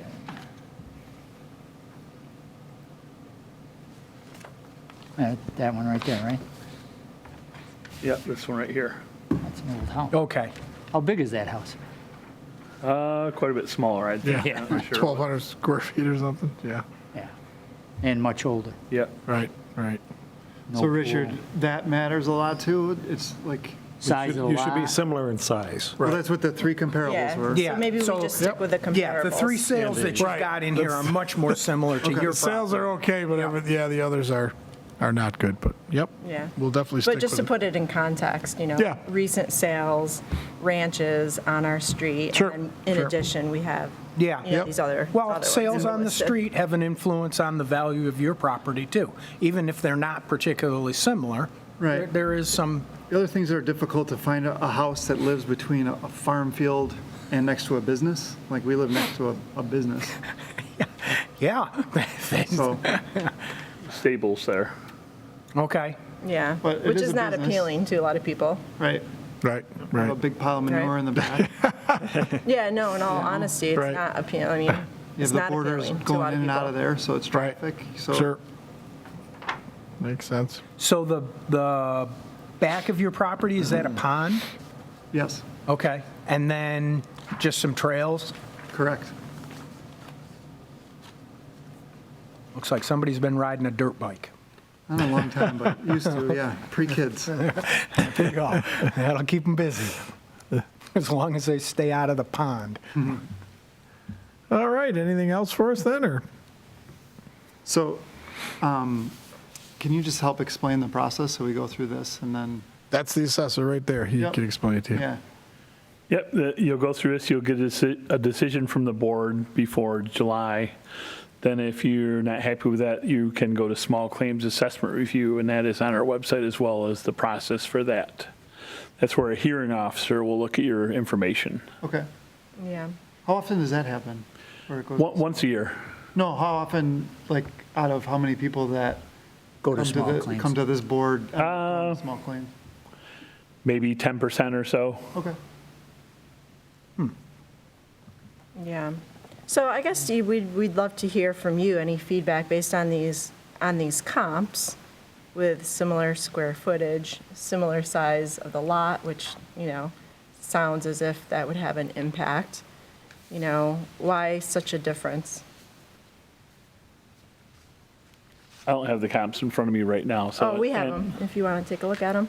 No, They didn't give you the and copy? this is a board hearing, not me, so. Right, he's got to, I'm just here for information. I'm sorry, I'll We direct see it the towards you. comps. Yeah, we'll review them later. I mean, I'm not going to answer where we're going to be or what, but no, these comps are good. And we'll Is go that through all Renwick those. and Dublin Yes, Yeah. and Salt Road? and salt, yep. Similar locations. So, yeah. Similar size. We'll totally review them and go over them and then make a decision, and then we And the assessor has let the got town go.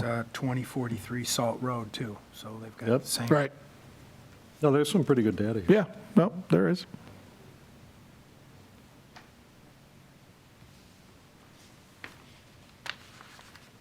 Anything else?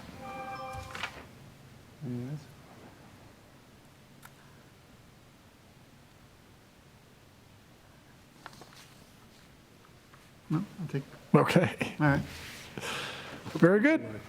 all right. Like I Thank you. said, they'll get back to you by the end of June. All right, They'll have something in the mail. thank you very much. Thanks a lot. Thank you. Get on the session, thanks.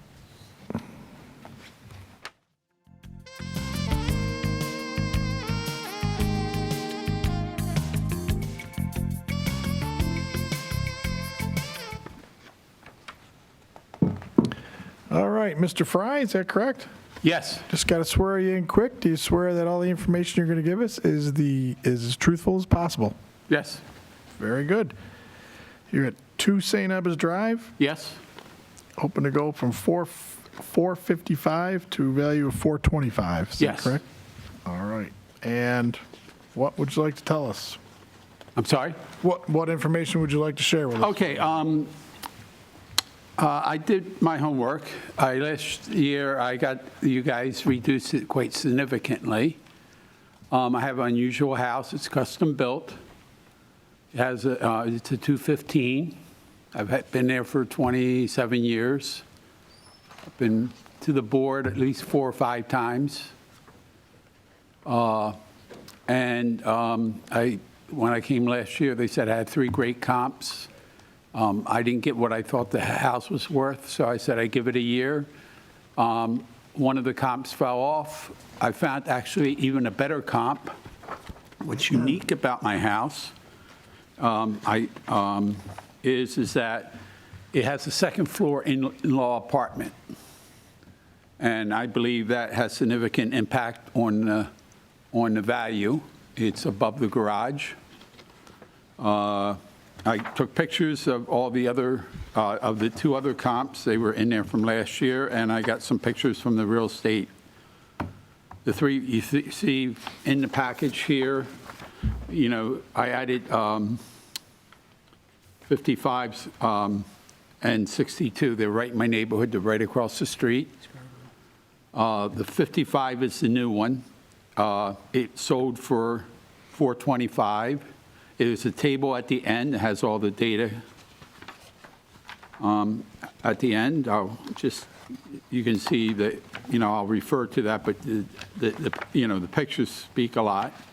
Now, you said that was a recent sale? Yeah, that's one of the 3 comps. Recent meaning it's within the last 3 years. January 21. Did that have an in-law apartment too, or that? Yes, absolutely. And what was unique about, and there's pictures in here, is they don't have a first floor in-law apartment. They have a basement one. It's a 215. They finished off the basement, and it made a rec room, a bedroom, bath, full bath. When I built the house, I understood all the rules and got it zoned as a 215. Unfortunately, the tax department didn't talk, the building department didn't talk to the tax department, so I didn't know the difference for about 10 years, but I figured that out. I'll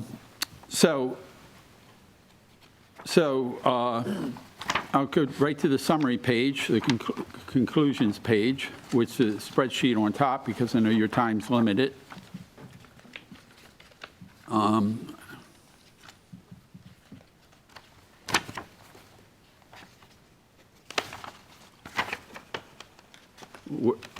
So there are the 3 properties that were there. I put both the sale price and the current assessed price, because we know the board went through. So the comps were 420. The sale prices were 425, 445, and 488. The 2 that have in-law apartments are common features of 107 and 62. In-law apartments on the first floor, they have full kitchens, there's pictures, full living rooms, dining room, dinette areas, handicap bathrooms, hardwood floor throughout the house, and its basement's about 25% larger because the in-law apartment's on the first floor. The key differences between all 3 is my in-law, or between 2 of them. My in-law apartment's on the second floor. It's above the garage. You can't tell it's an in-law apartment, but it was designed that way in the right-hand side.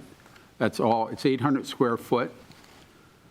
The in-law apartment consists of a center room, which is about 20 by 20. It has one wall, it has a 6-foot cabinet, so it's not a full kitchen. It is a full kitchen by the rules because it had a microwave and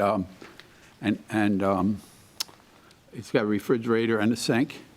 Along one in the right-hand side of the house, it's got a little cupboard for where a small kitchen table works, and so it's a living room, dining room, and the 3 things I mentioned there. It has all 3, but they're much smaller. And that's what I can tell from the 55 property, that's the same way. In contrast, the 62 one has 2 full bedrooms, cathedral ceilings in the in-law apartment with 2 full baths plus a complete house. The other house is actually a more modern house. It's got an open floor plan, which is hotter now, better on the real estate market. It's got a 950 square foot open floor plan on the first floor. There's a map, the floor plan is in there, and I marked it out in pink, and the master bedroom was 300 square foot. And that's the one that sold for $445. So it actually sold for more it's less than what I'm currently assessed at. So what else do I got to say? So what I did was I found the 55, and that really, I think that the thing that really puts it in a league is a full in-law apartment not on the first floor, which has a lot of value to the house. Mm-hmm. The house is, takes value away, I should say. The house is built in '96. It was custom built. I designed it with an architect, of course. And it's if you look at it, it's rectangular. It doesn't have a lot of, corners and stuff like that going around. It's got basically your basic floor plan. You got living room, dining room, family room, and kitchen. It does have a first floor laundry, but all of them do have first floor laundries. So it does not have hardwood throughout the house. It's got 15% hardwood. And the house is basically, it's 96. It's 27 years old, no major, it's still original carpet, it's still good shape. I got good carpet, but it's carpeted throughout. What else do I have to say? Quick question. Absolutely. How do you access the in-law apartment? Okay, if you see, there's a door. It's right there on the right, there's a door. Yeah. You go through that door, you go down the hallway, and you go up the steps. Okay. So it was designed so she could either have guests come in from the front or through the garage. The up against the garage wall is a set of steps going up. There is a set of steps so there's two separate entrances. Two separate ways to go up and down. There's you can either get to it from the first floor from the garage or from that front door without going into the living space. Okay. And that was designed, Yeah. That. Okay. And so she can come in the garage, and it's literally right there. The steps are right as you walk in. Does it connect to the other part of the house, the other bedrooms? It has, because it does have one doorway that goes into the upper stairs. Can go into the other bedroom area. Yeah, Okay. so we can go back and forth if she needed us or something. I mean, we wanted access. Yeah, which is good, sure. Yeah, so it has one access there. Okay. It has a regular bathroom, a regular size, the house is built with 150-foot bedrooms. And her area was built with even a smaller one. And a regular, I didn't get time to get pictures of it for comparison. Okay. But I mean, it's a very functional, she lived 20-some years, Yeah. Very good. So, and now if you look at the other property, the one that's down the other side of the street from me, they basically don't have a full kitchen. They have somewhat of a kitchen. I'm not comparing it, but they probably put, I'm guessing 75 to 100,000 just to get that whole basement redone. The square footage isn't in, because it's basement square footage, but it does have an egress. I'm not here to, but I'm just saying there's a comparison if somebody wanted something that wasn't first floor. And that's the one that sold for $425. Right. That's the 55 Scarborough. Yeah. You see the pictures. I actually had all my paperwork, had to recreate it. I left it out of town when I was down visiting family a I show 62 Scarborough selling for 488. I think you gave me a different figure. Yes, yeah, if you look at the pictures of that has radiant heat, it's over 4,000 square feet. It's got radiant heat, it's got 2 full bedrooms, a full living room, dining room, and that just in the house. It was built after the fact. A full basement under it. Okay. Yeah, that's That not includes like an in-law apartment also? What's that? An in-law apartment? Oh, yeah, all these are in-law apartments. Is that one in the basement or is it upstairs? No, that is the main floor. The main Okay, floor, it's got okay. 2 full bedrooms and 2 full baths in the in-law apartment alone. Okay. Not counting the 4 bedrooms and the regular bathrooms for if a house. I look at it as what's your standard house? My standard house is about 2,900 square feet and about 850 feet counting hallways, to get up the steps and stuff. And the basement is not under the garage. So Yep. the basement is smaller too. And it's not finished. Okay. I mean, it's a nice house. We love it, but Yeah. it meets our needs. But it's definitely not, they also have a driveway that goes right to their main entrance, if you look at it. As I say, I've been researching this for years. Because I built it myself, my first assessment was what you pay for the land and multiply it by 10, and it was $440,000. So I had to go back and talk to, you guys weren't around then. I probably was. What's that? I say I probably was. He was probably. Okay. Well, you don't know because it's, and when 10 years later, when we understood it was not an in-law, it wasn't rated as a 215, even though I went over. One of the people from the office actually came over, sat in the room, sat next, talked to my mother-in-law and saw the whole thing. And so we got that cleared out that it was 215. But again, when the assessments came out last year, the assessment went up like 55%. So that, you guys did a good job. But I know you guys, I was talking to people upstairs, and it must have been crazy what you guys went through last year. Yes, it was. Oh, it was, yeah. Yeah. I got my 5 minutes of grievance sitting at McDonald's in Williamsport on my way for vacation. In late June, I was paid for. So, any questions? Very good. I think we're good. Any questions? We're Okay. set. Quick question. Yeah, go ahead. Familiar with the area, you have a pool, correct? No pool. No pool on that one? No Okay. pool. The next door neighbors do. Do you know if any of the 55 Jewelberry or the 2 on Scarborough have pools? None of them have pools. Okay. There was one last year that did have a pool. That's the one that came off because it was more than 3 years. You know what I mean? That did have a pool. But no, none of them have pools. Okay. Very good, thanks so If much. you look at the pictures say, if I was to build a classic one, my friends have one, and, it's great, you got hardwood floors through, but we decided that we didn't need them, Okay. Absolutely. Very well. Super. We'll come up with something, we get it to the town will get you out a letter by end of June. End of June, okay, Yep. thank you. Thank you very much. Okay, bye-bye. It looks like I got to take my trash cans in. Oh, from the photos? You're right. You got some time. Yeah. Oh, they've been there since July 22, so neighbors might complain. No, we got good neighbors. Thank you. Thank you. That's it for now. Thank you.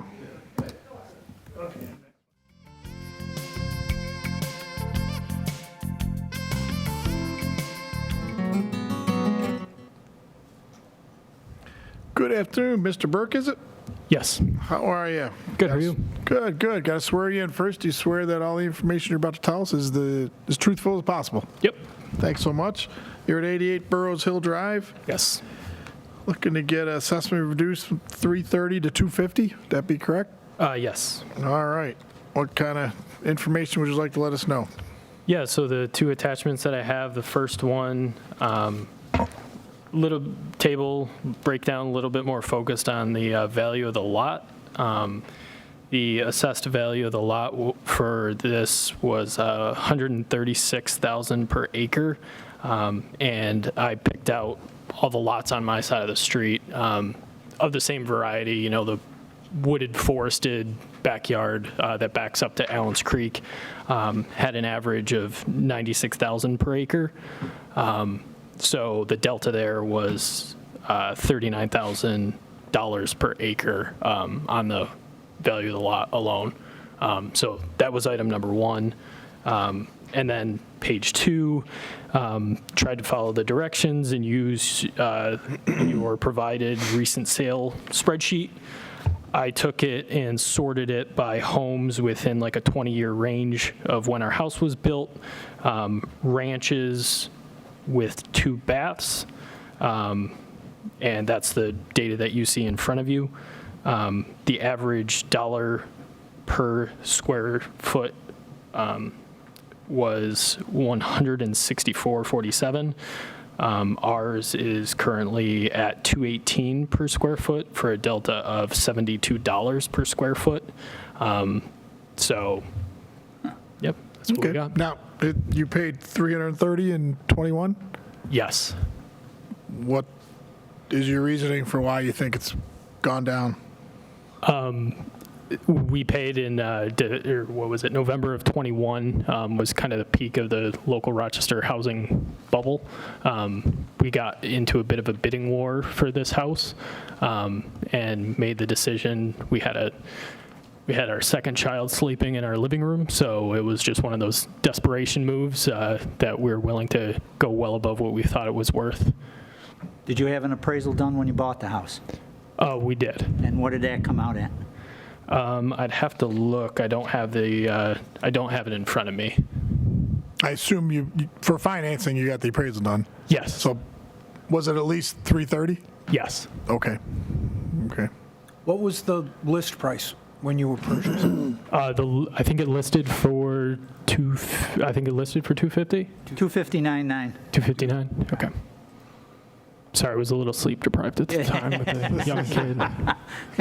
I just have it on a We screen. have the advantage of computers over right. here. So. All right. Is that everything?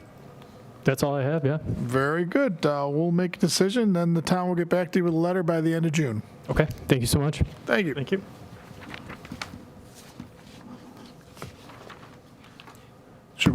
Chris, can we see the lot? Should we do the this young lady next, or? Yeah, we should probably gotta get get it on. three in a Let's row. put it on hold and we'll do this young lady here. Just going to get the paperwork and then we'll call you right up. Thanks. Thank you. Thank you. Thank you, sir.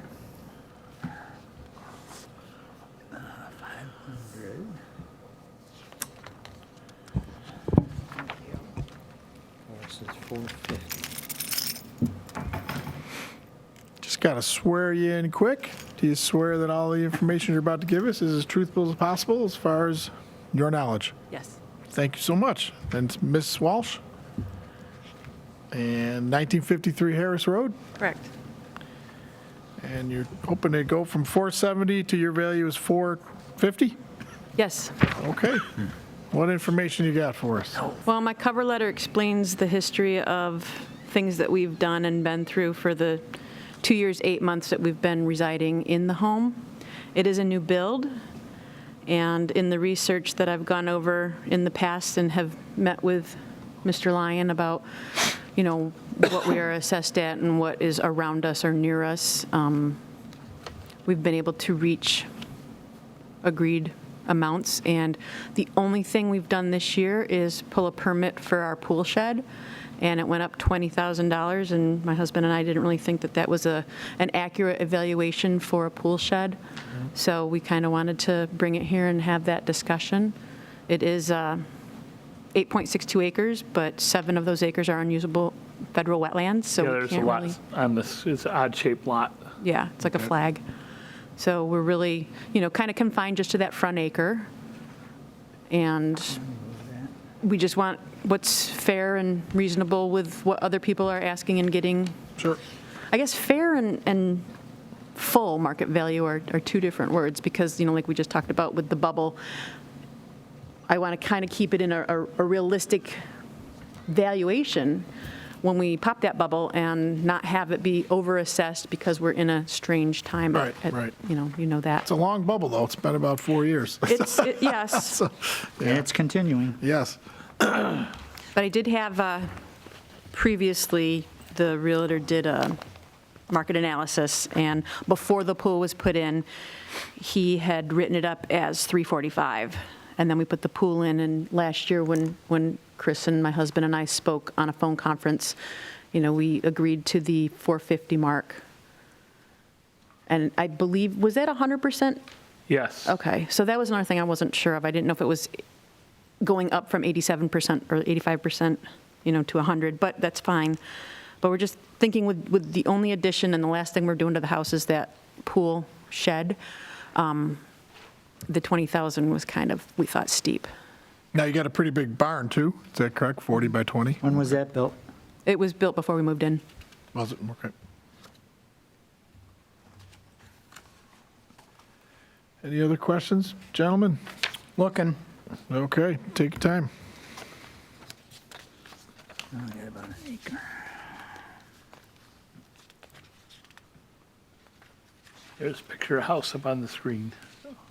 Yeah, I saw it the other. Pretty house, nice looking home. Thank you. My husband does that, so I'm blessed and spoiled. The stonework, is that all stone back there? Yeah. Okay, It wow. had to retain it because we had to pour all that dirt in. It was low. We built up the basements on original land. Basement finished at all? No. No?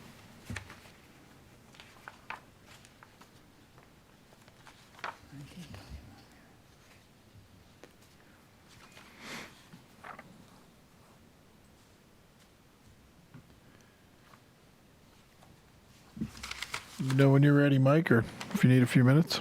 No, I think I've looked through everything. I think I'm good at this point. All right. We're all Thank set. you very much. We come up with a number, get back to the town, they'll get to you by end of June. I got to wait that long. Gotta wait that long. It'll go quick, you know. All right. Well, thank you for hearing me out, guys. Thanks very much. Thank you. Appreciate your time.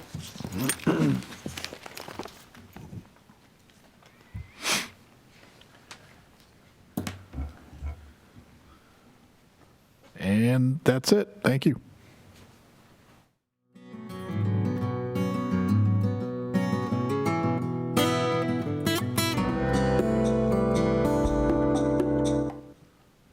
All right. Well, good afternoon, Mr. and Mrs. McNally. Is that correct? Yep, correct. For 69 Edenfield Road, Yep. 417, hoping to come down to 320. Is that correct? Did you say 417? Right. For market value. market value, there's market, and then there's, yeah. Current assessment, 392. Yes. Okay, yeah, okay. Which is market value 417. Very confusing.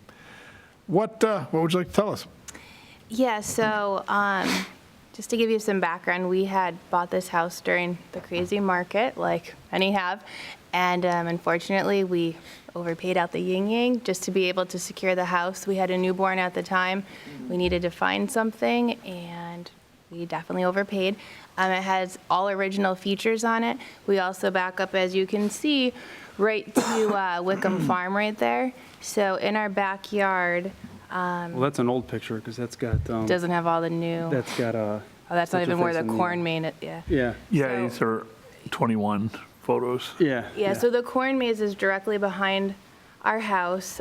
Just to give you an idea of just the noise factor after living here for some time, it's very loud. We have an apple cannon that launches. Candy cannons. Yep, they spray the apples for about 3 hours every 2 days, so it's very loud. You should be living next to 390 pretty much. I mean, that's kind of like what it's like with no noise barrier. But when we had moved in, there wasn't as many of these attractions, but now it almost seems like an amusement park, to be honest. So they just installed 5 lovely zip lines. So now we have to worry about the children in the air 50 feet up with the 5 zip lines going behind our house. And then if you're looking at our house to the left-hand side there, they're putting a racetrack. So that will back right up to where that brush is. They're in the process of putting a racetrack for little kids there as well. I mentioned What are this. they going to be racing? I'm sorry. Oh, It's like a buggy track or something, kind of like what they have at like Seabreeze, like an amusement park. And where are the zip lines? Oh, well, you don't see them, but there's a bunch of telephone poles they just put in. Yeah, you can see the 5 of poles them. if you drive by. Yeah. Oh, you can't miss I mean, it looks cool, don't get me wrong. I'd love to go on it, but. So they're basically like along your rear lot line? So right behind where that red barn is, but behind where we are now. Yeah, here's a more updated picture. Oh, okay. Yeah, so the corn. Corn maze. Half the trees have fallen too, so we don't even have that buffer anymore. So that corn maze, they cut it in half, that one where the arrow is, and they're putting the race cars back in that area to the left. So that will back up right there. All the trees have fallen. Now we have the zip lines and all that. I mean, this is just a minor thing for us, is the noise factor, but it's really about like, we understand the market value, and you guys say like what we paid is what it's worth, but if I paid $50 for an apple, are you gonna buy it for $50? No, that's not how it works, but the housing market was kind of crazy, and that's just kind of how the cookie crumbled for most people. And I've been watching all day while I was supposed to be working. I've been watching people, they've been talking about the same thing, that they're going through the same thing, so. And Are the race unfortunately, cars it's motorized?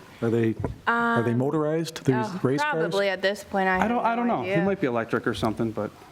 Yeah, I'm not sure if you drive by or you can see all the plowing and everything they're doing. I just mentioned that because last time when we had done this through a phone conference last year, we found 3 comparables that we thought were very similar based on the lot size, our square footage, and our house has all original features. So the 3 that I had referenced last year, it's on page 1 of this document. There's 72 Chippenham Drive, and it's currently assessed at $336,800. Again, I really feel confident that this has very similar comps to our house right now, and they don't back up to Wickham Farm though. And then we have 18 Helmsford Way. It's assessed now at $347,200. Again, similar features. They also don't back up to the farm. And then 3 Wayshire Drive, showing it's currently assessed at $309,000. Again, similar features, not backing up to the farm. So we just feel strongly that based on all the original features with our house, the noise factor and everything, that ours should be similar to what these are. It took hours to go through the spreadsheet, and I really, looking at pictures, I feel that those are probably the most comparable comps. And then I also found some other comparables. Like if you look at just our street in general, I feel like we have the shack of the neighborhood. Everyone else has You guys saw gorgeous the forest in the brick front and- yard, right? They have brick, 3-car garage, new windows, very, very updated.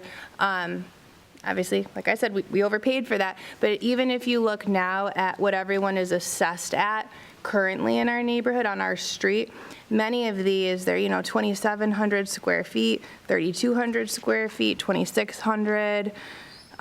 There's even one that's 3,200 square feet, so they're significantly larger than ours, and these are all still assessed for 340 to 360, so significantly less than ours. And we weren't really happy with the assessment we got last year. I don't know if it was the end of the year, but then we got another one this year. It went up again. So we argued it last year, you guys dropped it 9, and then you sent us another one and raised it 12, so. We didn't do that. Oh, yeah, we don't work for that. No, yeah. Yeah, that was. Yeah, that was you. I know. I don't mean to, I'm not pointing blame at anybody. I'm just, so thanks, but.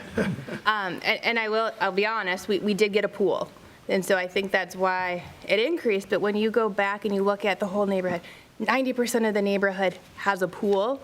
And even when you look at their assessed value with these pools, and a lot of them, they even have extra like shed houses. I mean, you name it, you should see some of these backyards are absolutely gorgeous. All we have is our pool there with this background. A lot of them have just the trees, or it's a quiet part of the neighborhood, and theirs are still significantly less. I did find a house that just got a pool put in recently at, let me find it here. It was 16 Parham Road, and theirs did not go up barely any. I think it went up like $177 when I had looked from the year before. So I was just kind of confused why ours went up so much. If it was the result of the pool, I would think that that would be equal throughout. And they're currently assessed at $340. And they also have a patio, a covered porch, an outdoor kitchen. I mean, rock-built water slide. yeah, it's quite extravagant.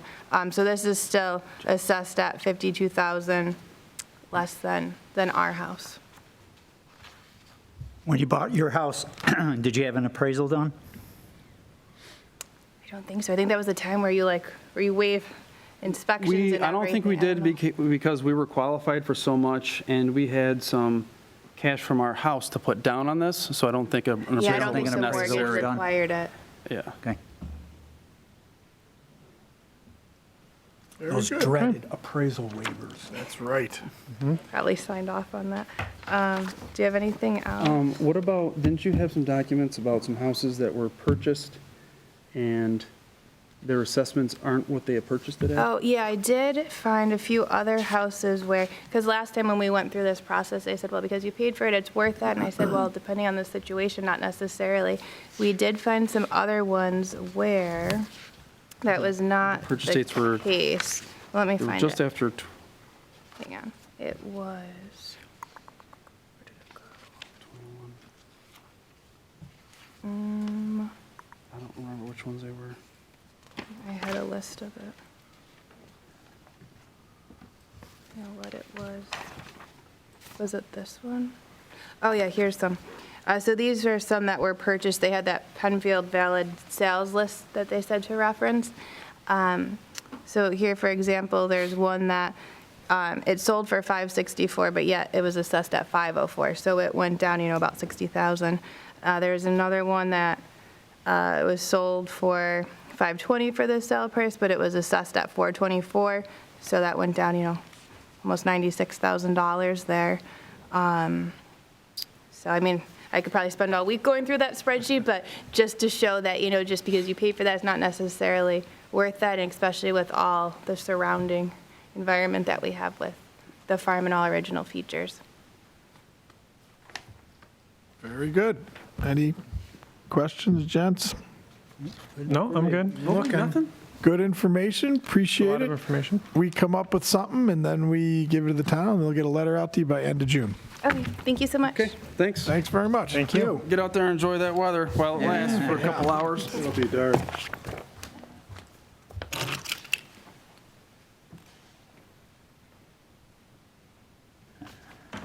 That's it for this session. Thanks.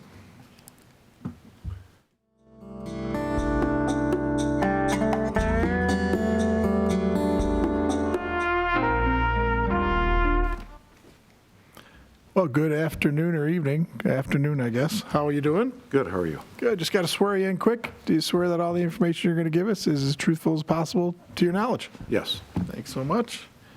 30 Stablegate Drive? Right. And you're hoping go from 525 to 424. That be correct? Yes. What would you like to tell us? Okay, basically that first sheet I gave you guys, they changed the square footage of it. Okay. This house was like 3,600 square feet. Then they jacked it up to 4,156, and I don't know why, because there's been no additions to it or anything. Okay. Well, we get anything on that, guys, that you know about? I believe that we had areas unfinished that is now finished, so. Oh, okay. Well, that was the garages, and they're still garages. I think it was in the center section there, something that had to do with where there's that deck up above. That deck was collapsing, so I had to take the doors out, and I put windows in. And I put the patio in the front. So I think they were saying that area underneath that upper. That's garages. There's 2 bedrooms upstairs, 1 bedroom and 1 little bedroom in a loft. You're saying it's a garage where those windows are? Not upstairs, downstairs. Microphone, Mark. You're talking the center section there, that's a garage? Yeah, that's a hallway up there. It It goes down to the below it, bedroom. what is that? The bedroom goes into where that dormer is. He's saying below that patio, that. Below the patio? Right where down those there, right? windows are. Yeah, what's below the patio? That's not garages. Yeah, that was the garages. Okay, That's part of the garages. It had 11 garages. okay. And Enzo Aquino built it, which is number one stable gate, and he built 12 garages there. Yeah. Overall, the house was pretty poorly built. He built it with like scab people. I bought it in foreclosure. And the guy that left it stayed there for a while until he found out all the stuff with it. And, I mean, the house was slapped together by whoever Enzo found the work cheap, and there's a lot of issues with the house. The drywall's all crooked and leaking, and I've got pictures in there. The windows are all separating, and, I mean, that house needs about 100 grand in it to bring it up to where it's assessed at. Okay, the pictures you provided us, when were those pictures taken? Just this spring. So since 2008, when you bought it, you've done nothing to the inside of that house? I've made it livable, but to really, really do it, which would have been put it way over the top, would have been to gut the whole thing and start from scratch. Okay, now I got another question. Let's go back to that patio up above. You're saying what's below it That is was a all collapsing. I did redo the patio. But you said that's garage space, but the garages are at the end of the house. That was all garages. And what is it now? It's still basically tied to the garage. So it's not finished on the inside? It's not heated space, no. And there were garage doors on that? There was garage doors in the front. But And who changed that? I did, because it was all collapsing. It was, even now, a lot of the brick is like delaminating, and he had like columns up there, brick columns, and they were held up by 2x4s. They were supported. So then I ask, Chris, is that what you included as square footage then? I'd have to go back and look at the plans Yeah, of when what they we saw the have. so- garage doors go away and those regular type of And windows it's not like go in. anybody measured it or anything. It's. And I you know don't where have they any came up with- pictures of the inside of that area? I don't. I don't know where they came up with like 4,100 square feet. Well, because they're adding that extra space right there, if that was garage at one time and it's now enclosed. Well, it's still tied with a garage. And it goes into my basement. Would you allow the town to come back out and just take a walk through and Not unless they verify? do everybody's house. Because I've got comparisons here. That's fine. Where they've got, I mean, some of these houses here in the comparisons are assessed under mine. Like, for example, number 60, that's a 3-story, probably 6,000 square foot house, basketball courts, very elaborate, huge pool, and they're assessed at 4-something, and they were at 3-something before, on 11 acres of land. And same thing with 50. That was the builder's house. That's all marble inside. I've been in all these houses. I know what they all are. And 41, that guy bought it for $325, and that's all newly remodeled, and he added rooms inside, and it's still assessed under mine.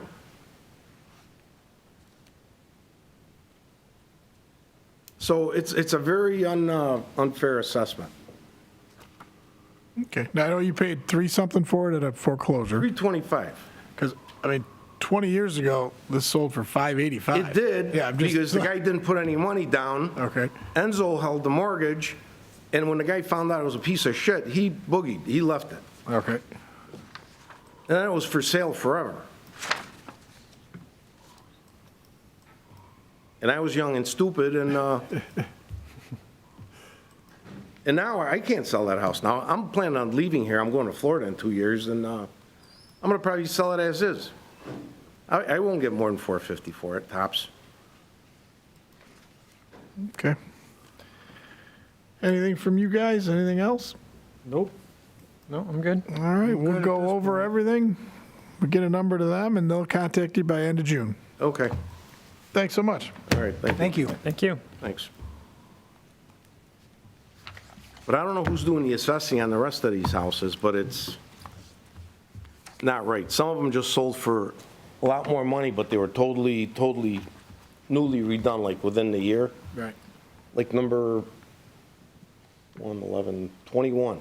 That sold for 805, Right. but she paid 560 for it, and then she put a couple $100,000 in it.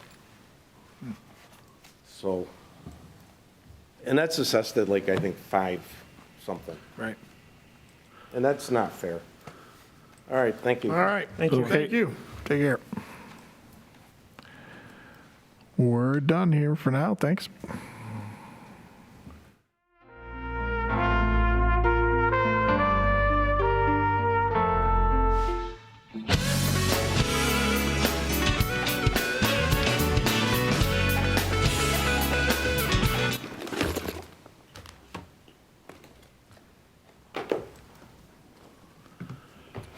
Hi, Chris. Hello. Were you able to pull the files that I asked you to, or? No, I never did. You were wondering about your small claims hearing Yes. last year? Portfolio. No, I did not pull that out, so. That's all right, I do have, I will look to see what it was, though. I do so. have the copy of it. Okay.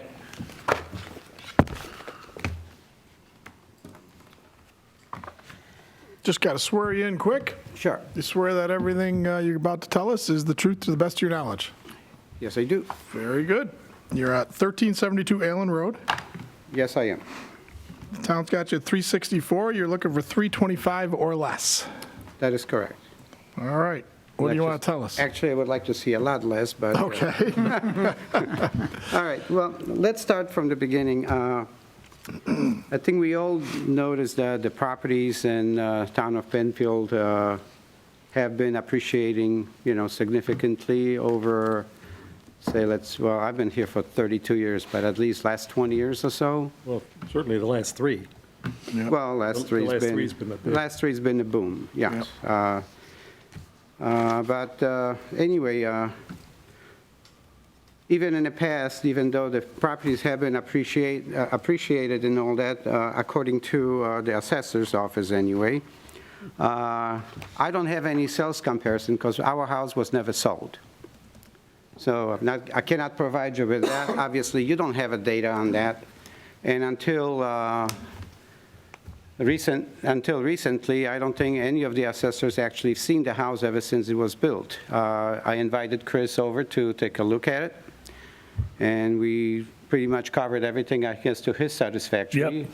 And he agreed that, the curb appeal does not always do the justice as far as assessing the house or putting the value on the house without seeing the inside of the house. And what I mean by seeing inside of the house, I look at some of the comps for the houses in the areas that sell in the neighborhood of $350,000 and $450,000. And when I'm reading all the descriptions of the homes that are selling in the areas, and I have a whole list of those actually right with me, since Chris was not able to pull that out. Problem with that is that most of these houses have brand-new roofs, they have brand-new kitchens, they have brand-new bathrooms. They also have central air conditioning, well, actually new systems for heating after 30 years or so.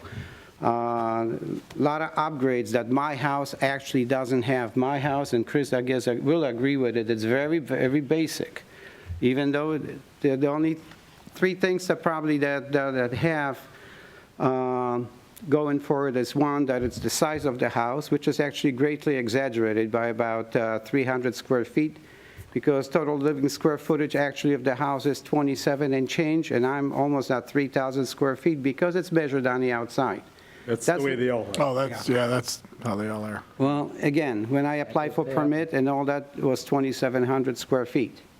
And that's if I had to represent to the sellers, I would have to tell them that it's 2,700 and change, not 3,000, because. Well, actually, you have to tell them what the town records would have, which would typically reflect. The realtors reflect the outside. town records. Yeah, well, that's how your competition would be, so it's got to be, comparing apples to apples, you want to do that, so, yeah. Well, anyway, that's Yeah. All right. So the next thing about it is that, I've been going through, the easiest thing for me would be just to present you with a professional appraisal. Yes. And that would be the end of it. Do you have one? No, because in the past, in 2009 and 2014, I presented the board with appraisal, and that was refused. That was not accepted. They negotiated, and they basically took like $10,000 off, rather than putting the true value on the house what the appraisal called for. And I use reputable appraisals. I even have the copies of those appraisals here. So it's worthless for me to spend another $500 if this distinguished board is not going to accept it. I've done it twice, and I wasn't happy with it. It cost me $1,000 between the two appraisals, and these appraisers spend a lot of time going through the house, working very much details and all that. I can show you these appraisals because I have them with me, and you should have them on record with the town as well. Were they both by the same appraiser? No. Actually, one was done, the most recent was done by Thomas Morgan, who works very closely with Chet Hamill. I'm sure you're familiar with that person. Yep. And again, that was not accepted. It was negotiated rather than accepting the appraisal. These appraisals are state licensed appraisals. They're professionals. They own they deserve the courtesy from us, from this board, and from anybody else. They license just like our assessor is, and they meet all the requirements. So this was one. The second one was done also by a lady that's been in business for what I know, probably forever, probably 30, 40 years, and that was Margaret Gorniak. Spell the last name? G-O-R-N-I-A-K. Gorniak. N-I-A-K. Oh, okay. The previous appraisal that you mentioned from Morgan, that was part of Chad Hummel representing you, and it's my understanding that he had stipulated to some type of agreement. It wasn't that the board didn't accept it, that Chad Hummel had come to agreement of what he thought the value was based on looking at that appraisal and talking with the assessor. So I think it's unfair to say the board didn't accept that appraisal. Well, they didn't lower it to that value, so is his point. In all honesty, I offered the appraisal to Ms. Bach. Ms. Bach did not accept it. I asked Chad Hamill to represent me, and basically that was not to my satisfaction, because when he talked to Ms. Bach, what has happened was that we were going to go to small claims. We filed claims for small claims, and before small claims, the things were settled out of court without my consent. I was all set and ready to go. But you signed him to be a representative. No, I only signed him agreement to represent me at the grievance, not at the small claims. Oh, okay, that's unusual, but. I don't know what the contract was. Yeah. Well, you have to show us that's that. why it's kind of hard to discuss that when you don't have the details. That's what I'm talking about, even the house. Anyway, let's stick to the basics. So basically, I looked over everything here, and maybe a little unorthodox and all that, but I've noticed that property has been increased by $151,000, from 2021, and that was really unacceptable. We end up going to small claims because that was actually increase of 53.5% of the previous value. But guess what I'm trying to say? It's not what the assessor puts on it, what I'm putting on it. The truth is, the real estate comps don't lie. And when we look at the real estate comps, we cannot just look at the numbers. We have to look at what is being sold. What do these houses represent? And they represent latest in technology, latest in remodeling and upgrades and all that. And my house has not been upgraded in any shape or form in over 32 years, as far as the inside of the house. And even outside of the house, we've seen the problems with the brick. Yep, the planter in the front. Because those soffits are not maintenance-free. They're dilapidating right now. They need some work. They need some serious work. When you look from the outside, I'm looking, it's a beautiful home, yes. But you know what? I built this home with my sweat. I put my sweat equity in it. It wasn't builder built. I built this home. And when I say build it, means physically I built that home. It's not 100%, maybe would be satisfying anybody else, because if they're looking for perfection, you're not going to find that in that house. I've never built a house before. I took a chance on building the house, I built it, and it's good enough for me. That doesn't mean it meets the standards of today's building requirements, you know, in terms of quality of construction. What's your profession? I'm an electronics tech. Okay. That's a big undertaking. That is a big undertaking. I was young, I felt that I can do it. Took me 3 years to do it, but I did it. But again, nothing's perfect in that house, you know, to the standards that would support the value of 400 and whatever, 30-some thousand dollars. The thing of it is that there's also mechanical problems with the house, and that actually, I have to say that it's that lays actually on the town of Penfield as far as building inspectors. My house was built with a wood-burning fireplace, and I explained that to Chris, and they failed to inspect my fireplace correctly. So the first time I started the fireplace, I nearly died of smoke inhalation and carbon monoxide poisoning, because the smoke chamber is only A, shallow, instead of being at least minimum 18 or 24 inches.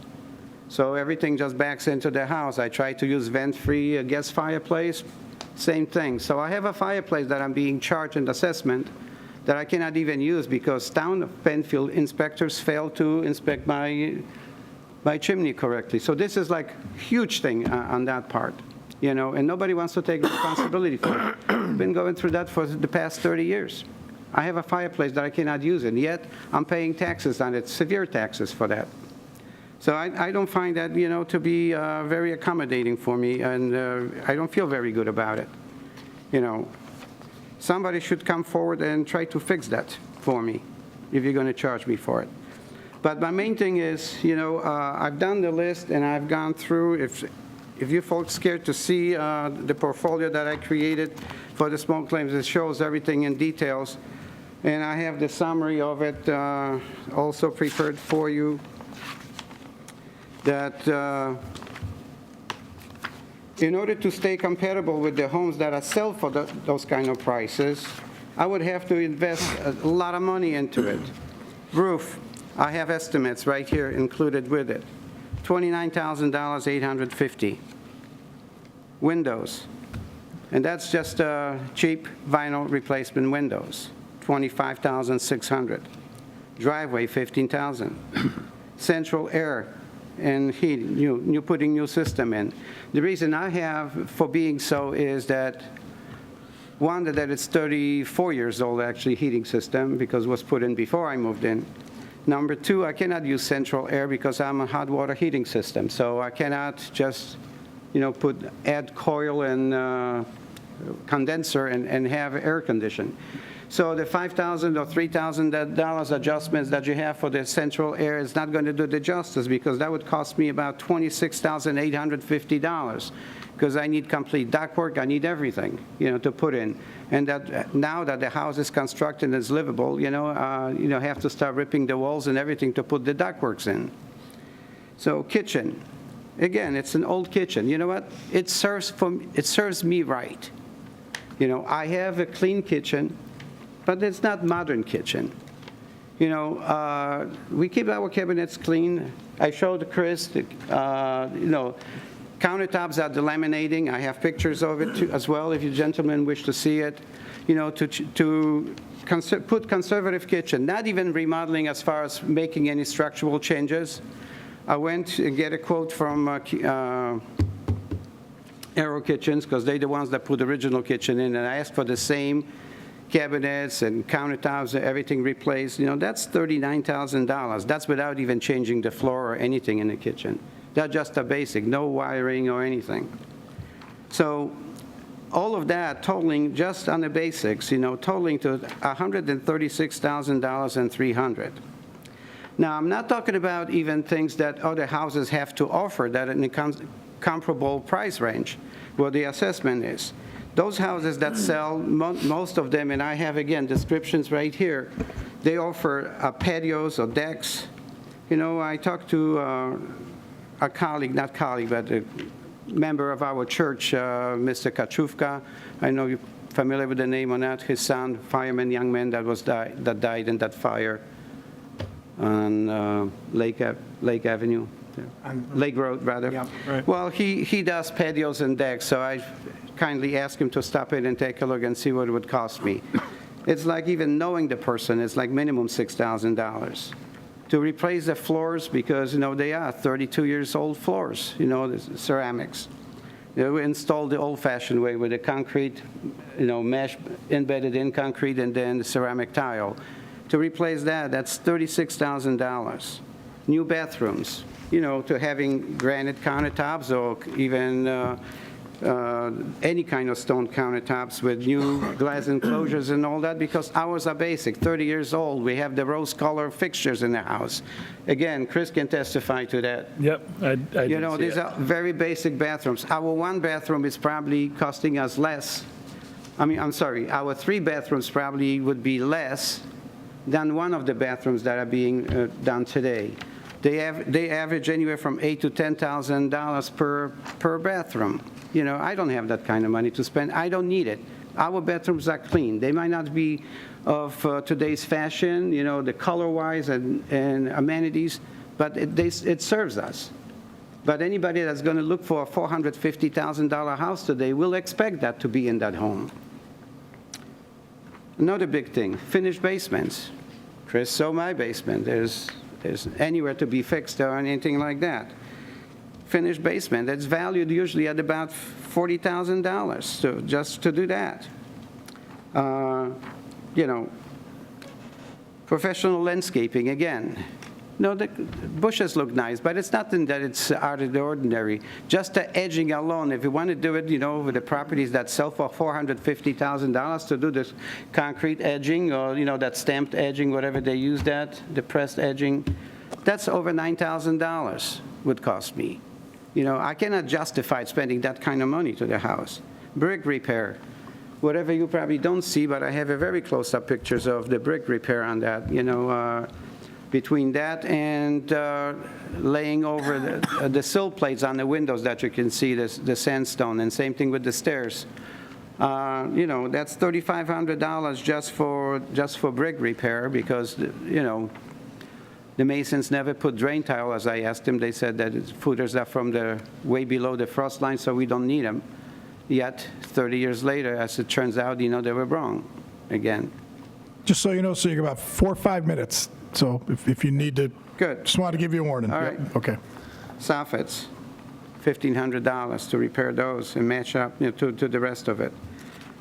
Extra repairs that I not even considered in the first paragraph, that's $121,000. Total of $250,000, more than $257,000 to make my house comparable to the properties that sell. Why? Because of 30 years that nothing has been done to that house. And yet, I'm being assessed at a very, very high rate. It's like buying a car. Don't buy just because of the name and color, and it's got 4 tires. You have to look what's inside. You need to know the history on the car, what kind of equipment it has. Does it have air conditioning or not? Whether it's been an accident, how many miles, and all that. All the mechanics and everything in the house are old. So there's depreciation factor on that. It's very low. I think it's $100 per year. That's a joke. And yet, before I build my shed, I've talked to Ms. Bach, and I have the emails and I have the documentation on that. She assessed the shed to be at about $7,200 to $9,000.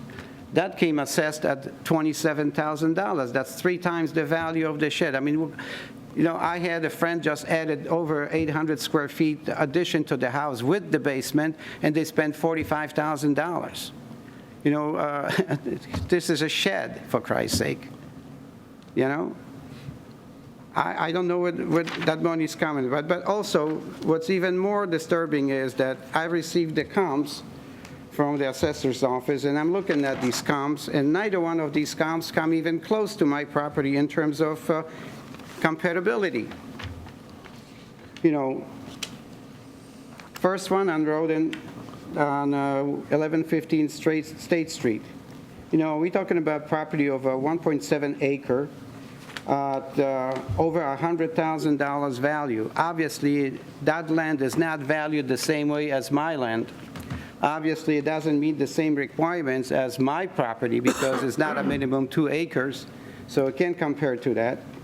So that basically would call for unequal assessment because that land value is, you know, shy of $20,000 devaluated against my property, number one.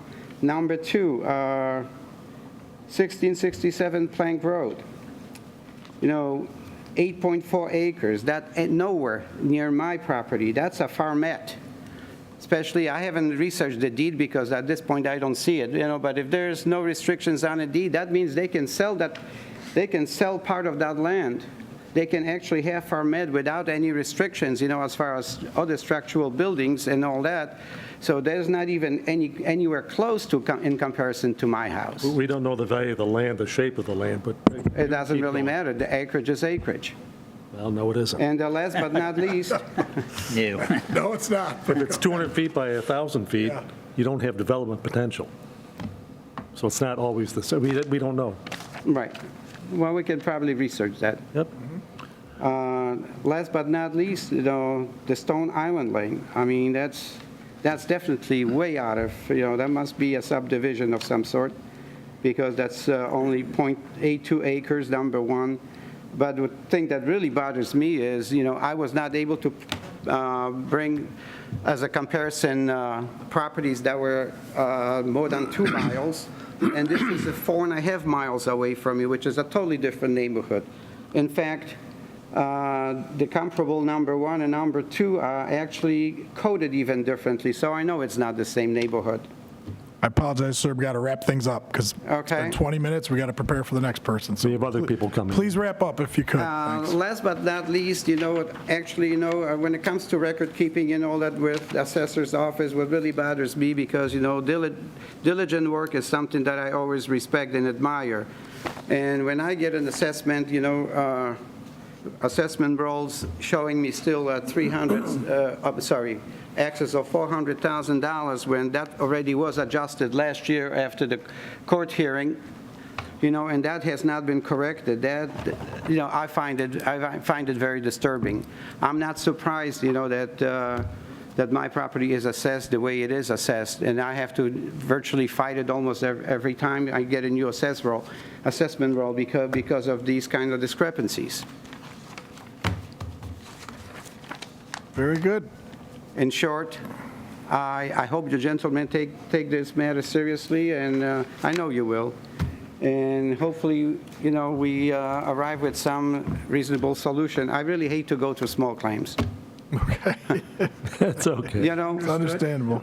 I really don't want to. I really don't want to go through that. Yep. But at the same time, I cannot accept the current assessment. I feel, in fact, when I walk and showing Chris the house, you know, he was the first one that I actually was willing to do it because we didn't have a good relationship with Ms. Bach. Okay.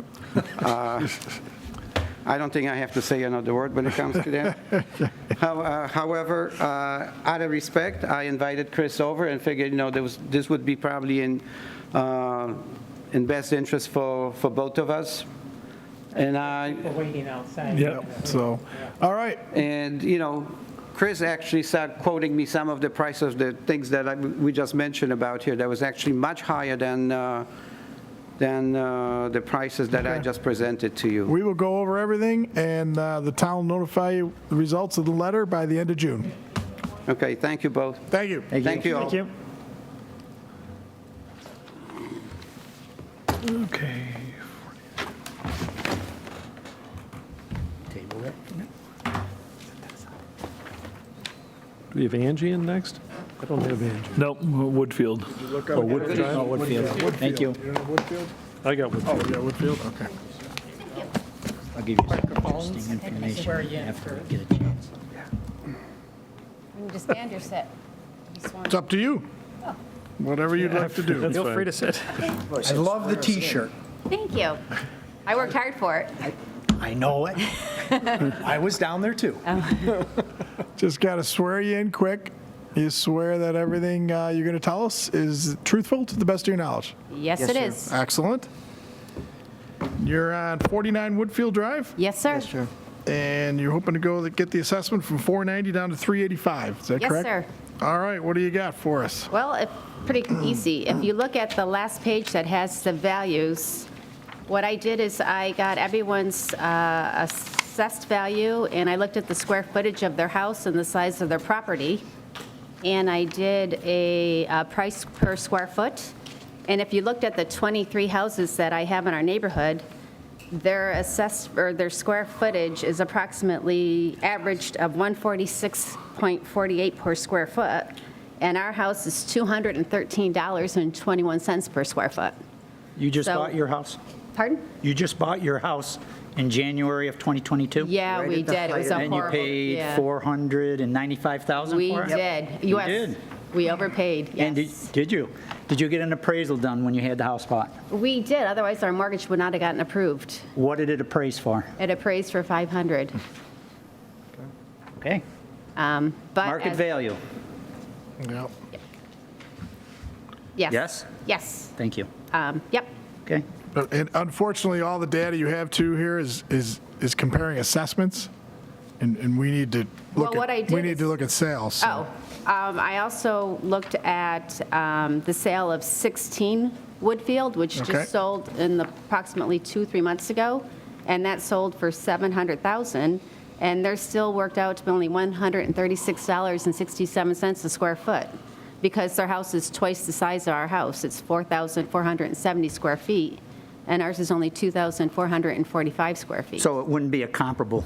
Right. That's Well, not, it is if It's you too divide big. the Yeah, if you- assessed The colonial? Too Take the big. sizes of the houses, and also our property, which when you're looking at property taxes, our property is only in the lower 10% of the property's size acres of the surrounding houses, or the 23 houses in our neighborhood also. okay. All right. Anything That else? was or mostly, I that's mean, it? yes, I know the market has been crazy. It has, It yeah. has. But It it's has. continues Right. to be crazy. We also had 53 and 55 also sell within the last year. And again, they're still within the range of the price per square foot with larger properties, larger houses. Were they ranches? No, they weren't. Okay. We are one of the only ranches on the street. There's only like 2 or 3 Right, because ranches. a ranch is going to sell for Sadly, or whatever. way higher They per get a lot square more per square foot foot. than a different style. But they're very popular. But It's tough. It's- Also That's the at, one that just yep, sold, yeah. yep, also at 16 Woodfield, they totally gutted it, and they did a whole new roof on it. We have done not one improvement to our house at all. Nothing has been done to that house since it's been built. Yep. Okay. Very good. Any other questions, guys? If not, I don't know. we'll get some together. Short and sweet and to the point. And that's right. You guys have heard enough, I'm sure. It's not as bad as last year. Yeah, with the revale. Yeah, with the- The town will send something out to you by the end of June. Okay, thank you very much for your time. Thank you. Thank you. Thank you.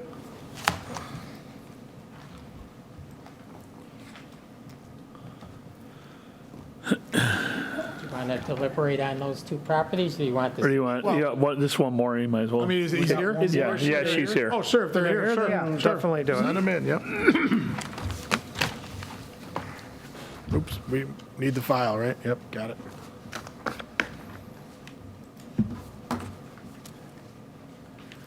Thank you. 501 with a 521, they say 500. You know what I respect about her? She didn't say she forgot what the bank appraisal, You're on, Why are we on? because we have somebody else coming in right now. So you kept it on? Well, that's ridiculous. I'm sorry. Sure, he's got all the good stuff. Sure. Oh, there's a bunch of stuff here. Okay. This sweet, sweet corner. It's corners.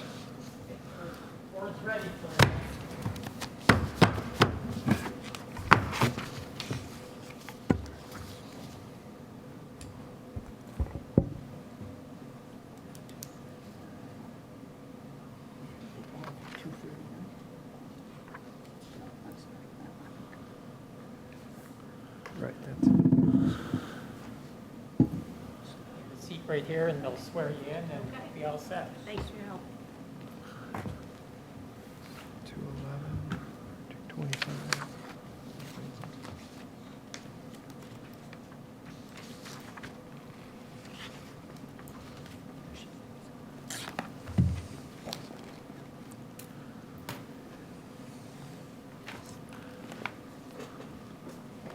How you doing?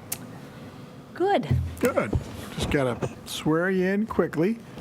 You swear that all the information you're about to tell us is the truth to the best of your knowledge? Yes, sir. Wonderful. You're at 1661 Sweets Corners Road. Correct.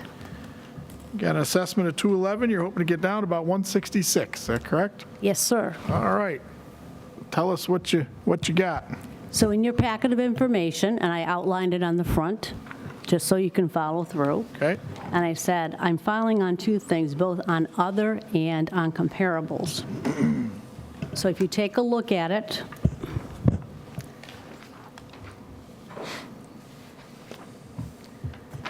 I filed a SCAR petition July 28th, 2022. It finally got heard December 8th, 2022. It was supposed to be heard in 45 days. When I received the result from Mr. Kuhn, it never came to me directly. It came from the court, and the court received it January 30th. That was to be done in 30 days, which should have came to me, which be basically January 8th. The court didn't get it till the 30th, and I received it on, I believe, the 2nd of February. One of the contentious points is the size of my house, the square footage. And I provided documentation per Mr. Kuhn's request. The square footage measured by Allstate Insurance Company, which is what I'm insured for, both in 2020 and 2023, and I provided the documentation to you as Mr. Kuhn recommended, 2,052 square feet. So that would be one of the issues about the size of the house and how it should be corrected by the town. So it's now 202052 2,052. in the town records. It's in there now. Okay, good. Oh, is it? Oh, town. So they has did as correct it. No, I don't know off the top of my head, so. Well, the town here has it 2488. Right. Is that the old one or something? That's all we have. I don't know. Just based on that sheet, that's all it says. So that's got to be figured out. Let's see if I can get this opened. Do you have any documentation on how the insurance company came up with the square footage? Yeah, they came and measured the house. Did they provide you Right, with did any they? kind Yeah. of a graphic? A blueprint? No. Yeah, there's an unfinished area as part of it. Let me go up, see what we have, make sure. And I will be the first one to tell you, curb appeal is great, but that's not what the interior is. And when you look through the slides, you will see what the interior is of this old farmhouse. I do a great job taking care of the outside as much time as it takes. But I said that's one of the biggest bones of contention. The other thing is, just to remind everybody, this property is 4.7 acres. I can't have horses, and if I go to sell it for the market value, you can't say that you can have horses. And that's a big issue for people that want to move into the country if it's 5 acres and above. So that's just to bring to your attention. And I said the decision of the hearing officer, that's included. Allstate, which again, if it burns to the ground, let's hope it never does, they will only replace 2,052. They're not going to replace anything extra. Also, I did provide documentation in a letter to Mr. Lyon, last April 24th, and I included a copy of the 2020 bill. Next on the agenda is a list of comparables. So a year ago, when the townwide assessment was done, they used, I think, a company out of North Tonawanda, and he made a presentation one night. So he said, take a look at houses up to 3 years old that were sold. So I said, I based everything on market value. I didn't base it upon what the neighbors got or what somebody else got or the percent of everybody else. I did it by comparables and the condition of my house. So if you go through the list, and there's, I believe, 19, and they're in different sections of the town, but all the town of Penfield, and they were all sold within the last 3 years, 2020, 2021, 2022. I looked for 2023, and I really didn't find anything on the town website and the Monroe County portal, at least when I checked 2 weeks ago. The last time that was updated was December 16th. So there's a list of houses, and I said the sale price, the average, the adjusted sale price, which I adjusted them for bathrooms and bathrooms and bedrooms, and I used a formula that the state put onto their website. So the adjusted sale price, the average was $172,260.53. Number of square feet, average 2178, adjusted sale price $81. Now, on the list of comparables, I listed each one of the houses, I listed the location, the sale price, the old style, and by looking at pictures online when they were sold and things that the town had, I was able to determine, is it a new kitchen, a good kitchen, an okay kitchen, a remodeled bathroom, because all those things affect the market value. For example, my kitchen was 1996. It's dark brown cabinets. It's got a wood floor, but it needs to be desperately refinished. I said, I don't have granite. I don't have stainless steel. I don't have backsplash that's glass or marble or anything like that. The Bassett kitchen are serviceable, though, just because you mentioned that they're poor. I mean, are they poor or are they just older? They're in poor condition, yeah. Need repair? Need repair, yes. Okay, you don't have pictures or anything like that? Or In here, I put pictures. I didn't put pictures of the other people's homes, but I said I did put pictures in there of my house. Of yours is, okay. The next part, I said slides. Oh, okay. I'll get to it. Oh, you get to it, great. I'll get to it, sir. Gotcha, But thank you. thanks for bringing it up. Yep. So those are all listed out. And again, I tried to pick homes similar to mine, both in style, old style, I did, because I think that's, comparing it to a ranch is certainly not fair. And you can go through them. Some of these houses sold, there are 5 properties sold for less than they were assessed for in 2022. Some sold even less than what they were listed for, which I thought was surprising when everybody keeps saying how high the market is. And if you take a look at things, you can see them. For example, sale number 4, and I made a mistake. It sold for $39,200 less, not $239,000. Sale number 6 sold for $28,800 less than the assessment. And yet, when you take a look at sale number 6, has new 220 electric, an HE furnace, central air, 50-gallon hot water, new carpeting, new kitchen. Sale number 5, I found very interesting. Sold for $128,500. New kitchen, new bathrooms, walk-in closet, granite, high-end cabinets, high-end stainless steel. That's how they described it, which I brought a description to of these homes that they marketed. And then you can go through 200 Watson Road. That's an older style like mine with barns, and I think that's a good comparison also, which I did all the way through. 1936 Penfield Road sold for $170 in 2020. New hardwood, skylights, electric fireplace, water tank, fresh paint, soaring ceilings, 2 first-floor bedrooms, huge kitchen and island. And when you get to mine, you'll see what it looks like. And then you can go through each one of these and see what they like. And, 6 Devonshire Drive, just sold in 2022. Sold for $10,700 less than the assessment, which Chris had just done. yet it's got new vinyl windows and stainless steel appliances. Dublin Drive, again, cathedral ceilings, skylights, jacuzzi, granite, maple cabinet island, etc. Right on through. Okay, so that would give you a comparison, a list of comparables that I chose. In the packet like this, those are slides from a PowerPoint. I just condensed them down. And if you're like me, you probably need glasses to read the small print. So, because I'm saying, ooh, this is really tiny. But it's a farmhouse. It has a boiler. It has a hot water boiler for the heating and for the tank. It's an old style home.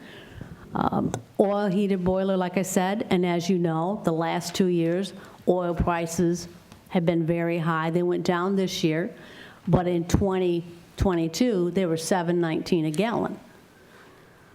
You know, and then they dropped to $5.55, and now I haven't had to put in for a while, so the last time I put in, I think it was $4.79.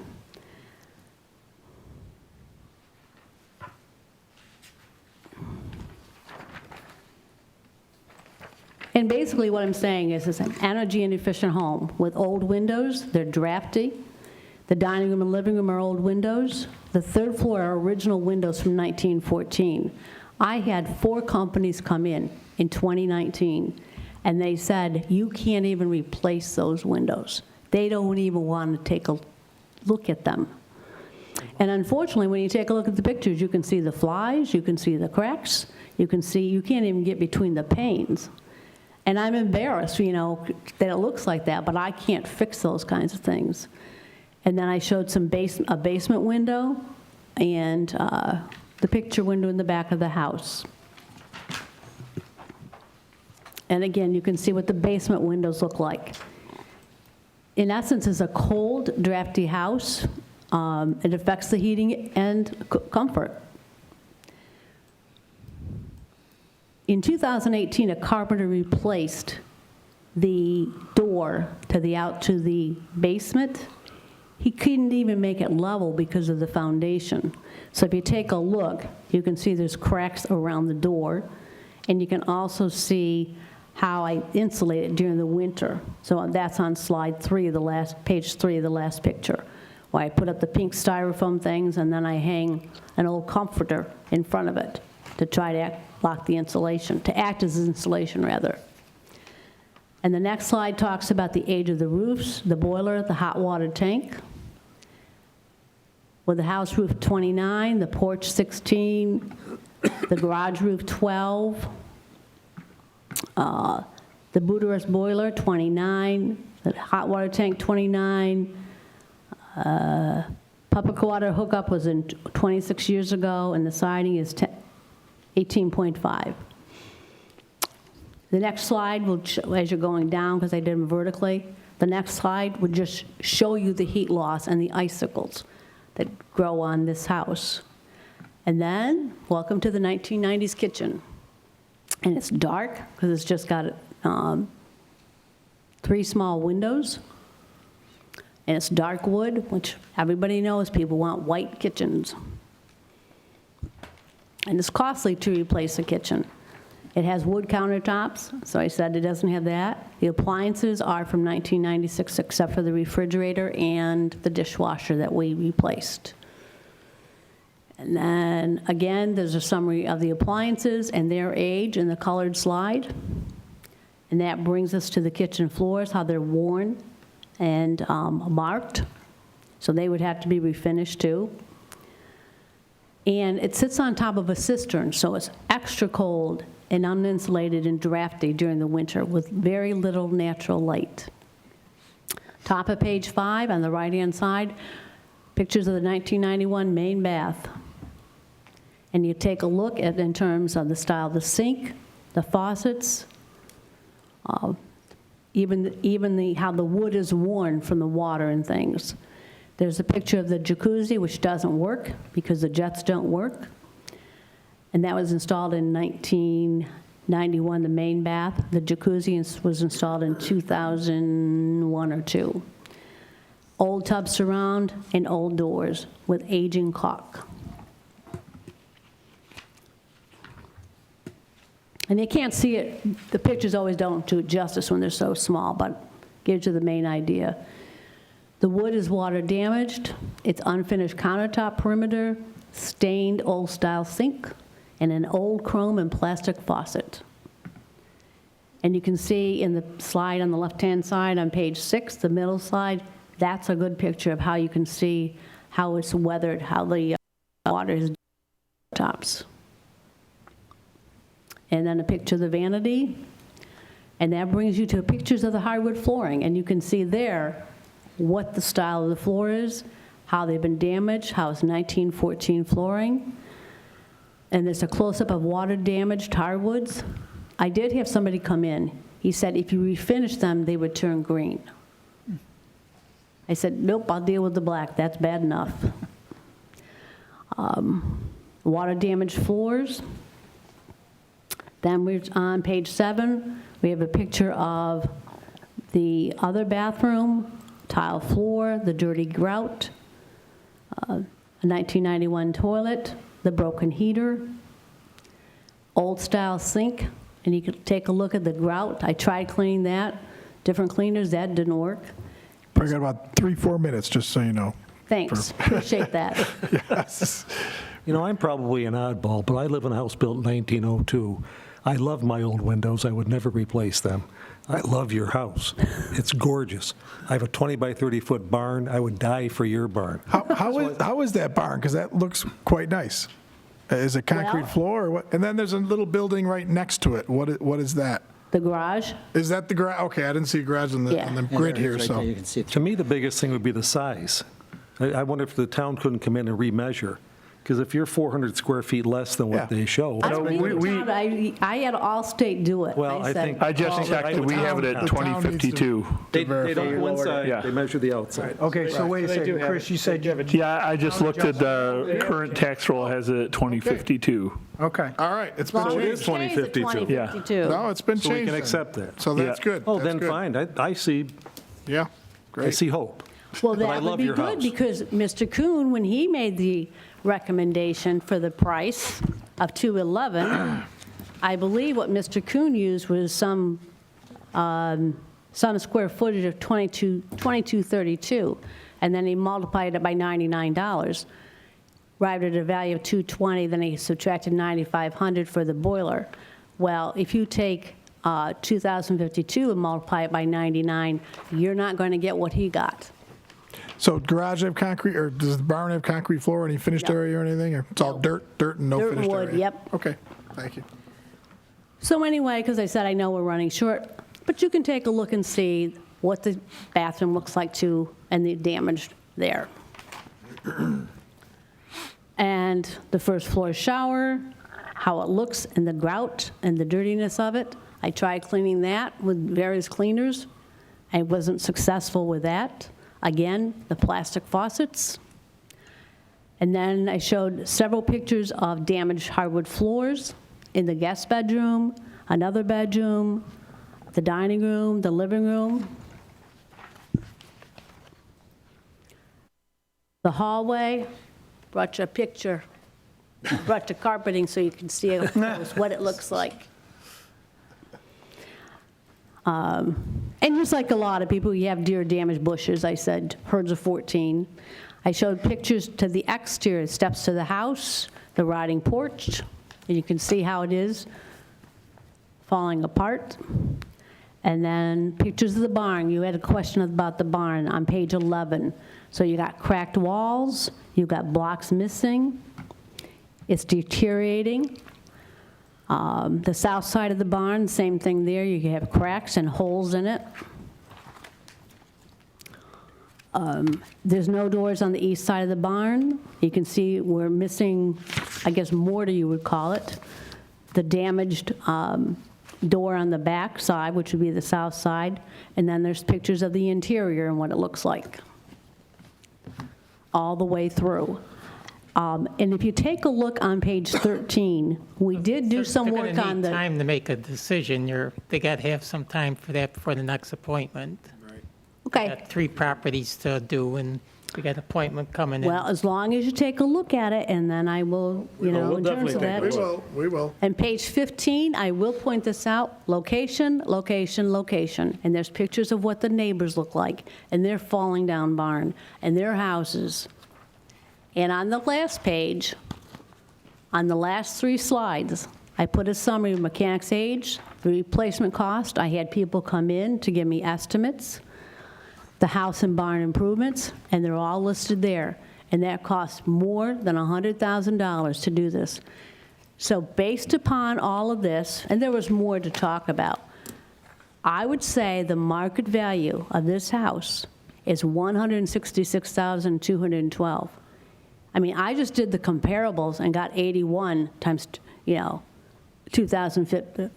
times 2,052. That's 166,212. That doesn't even take into consideration the condition of the house and how much work people would want to put in it.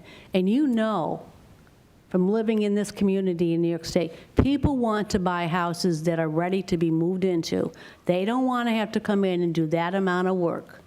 They don't want to live in that kind of bathroom, and they want a barn that's safe for their kids. And I did start to say, we did have work done on the barn already. On one of the corners, you can see that in the picture. So it's not like we just let everything just fall apart, but you have to prioritize.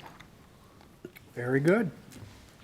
So, and again, I'm just going to reiterate, I'm talking about market value, not about the neighbors or what's fair or anything. It's just, what is the market value of this house? Thank you so much. Thanks. The town will get something out to you by the end of June. Okay. Thanks.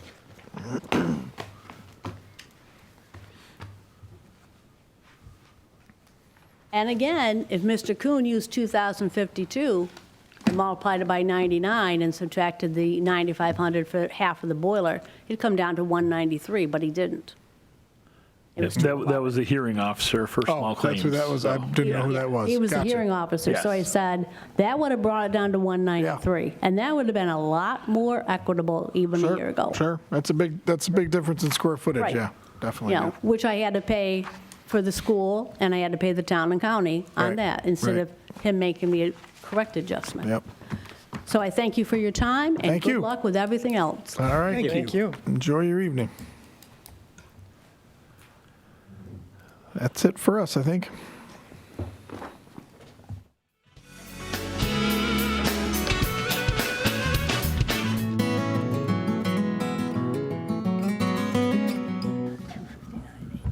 Good evening. How are you? Good, how are you guys? Good. Just got to swear you in real quick. Do you swear that all the information you're about to give us is as truthful as possible to the best of your knowledge? Yes, I do. Very good.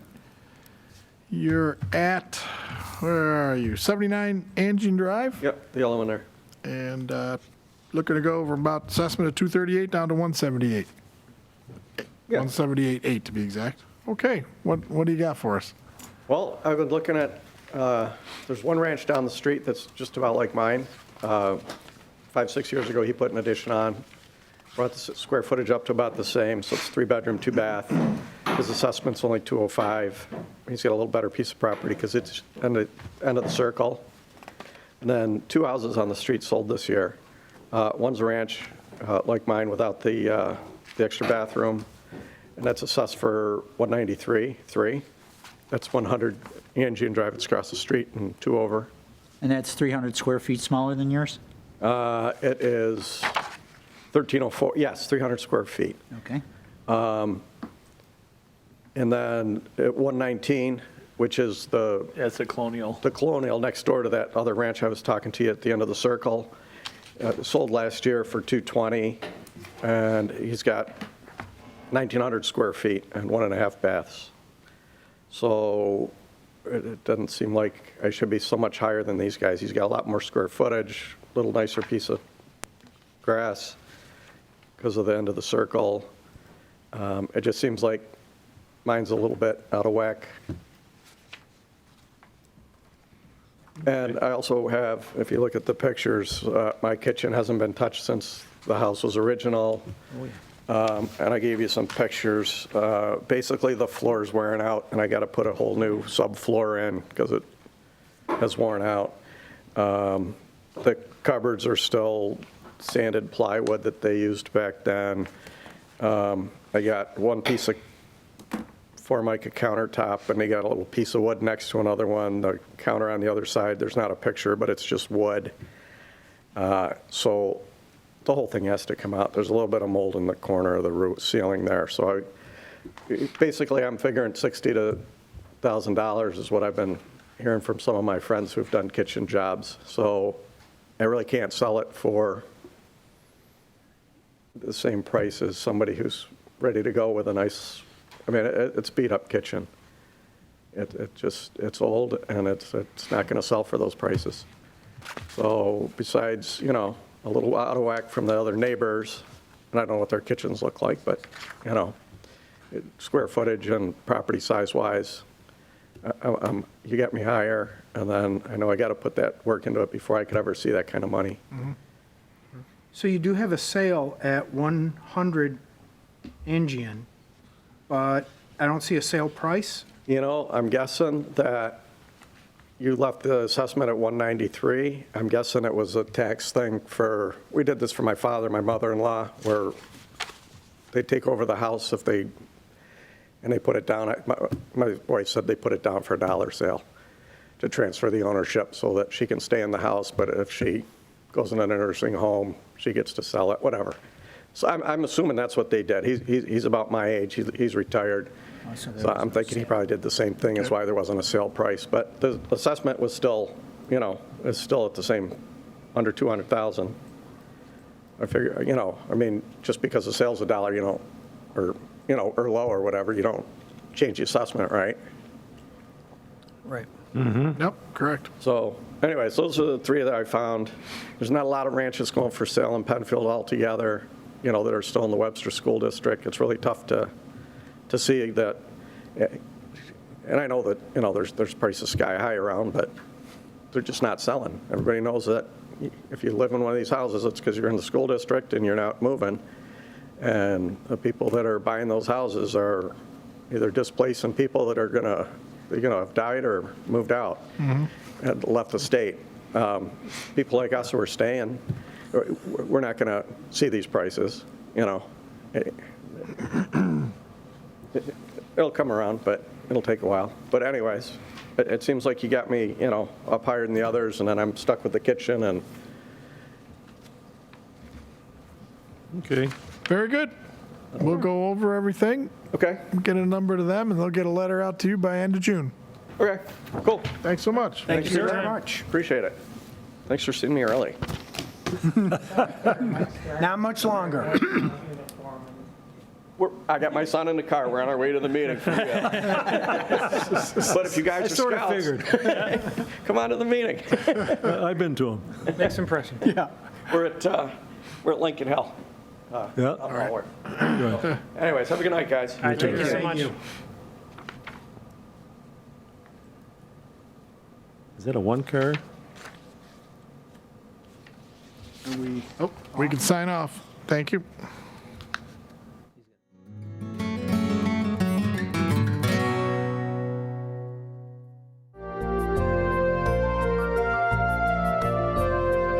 Little square. That is it. Thanks so much for joining us for the 2023 Board of Assessment Review. Signing out. Thank you.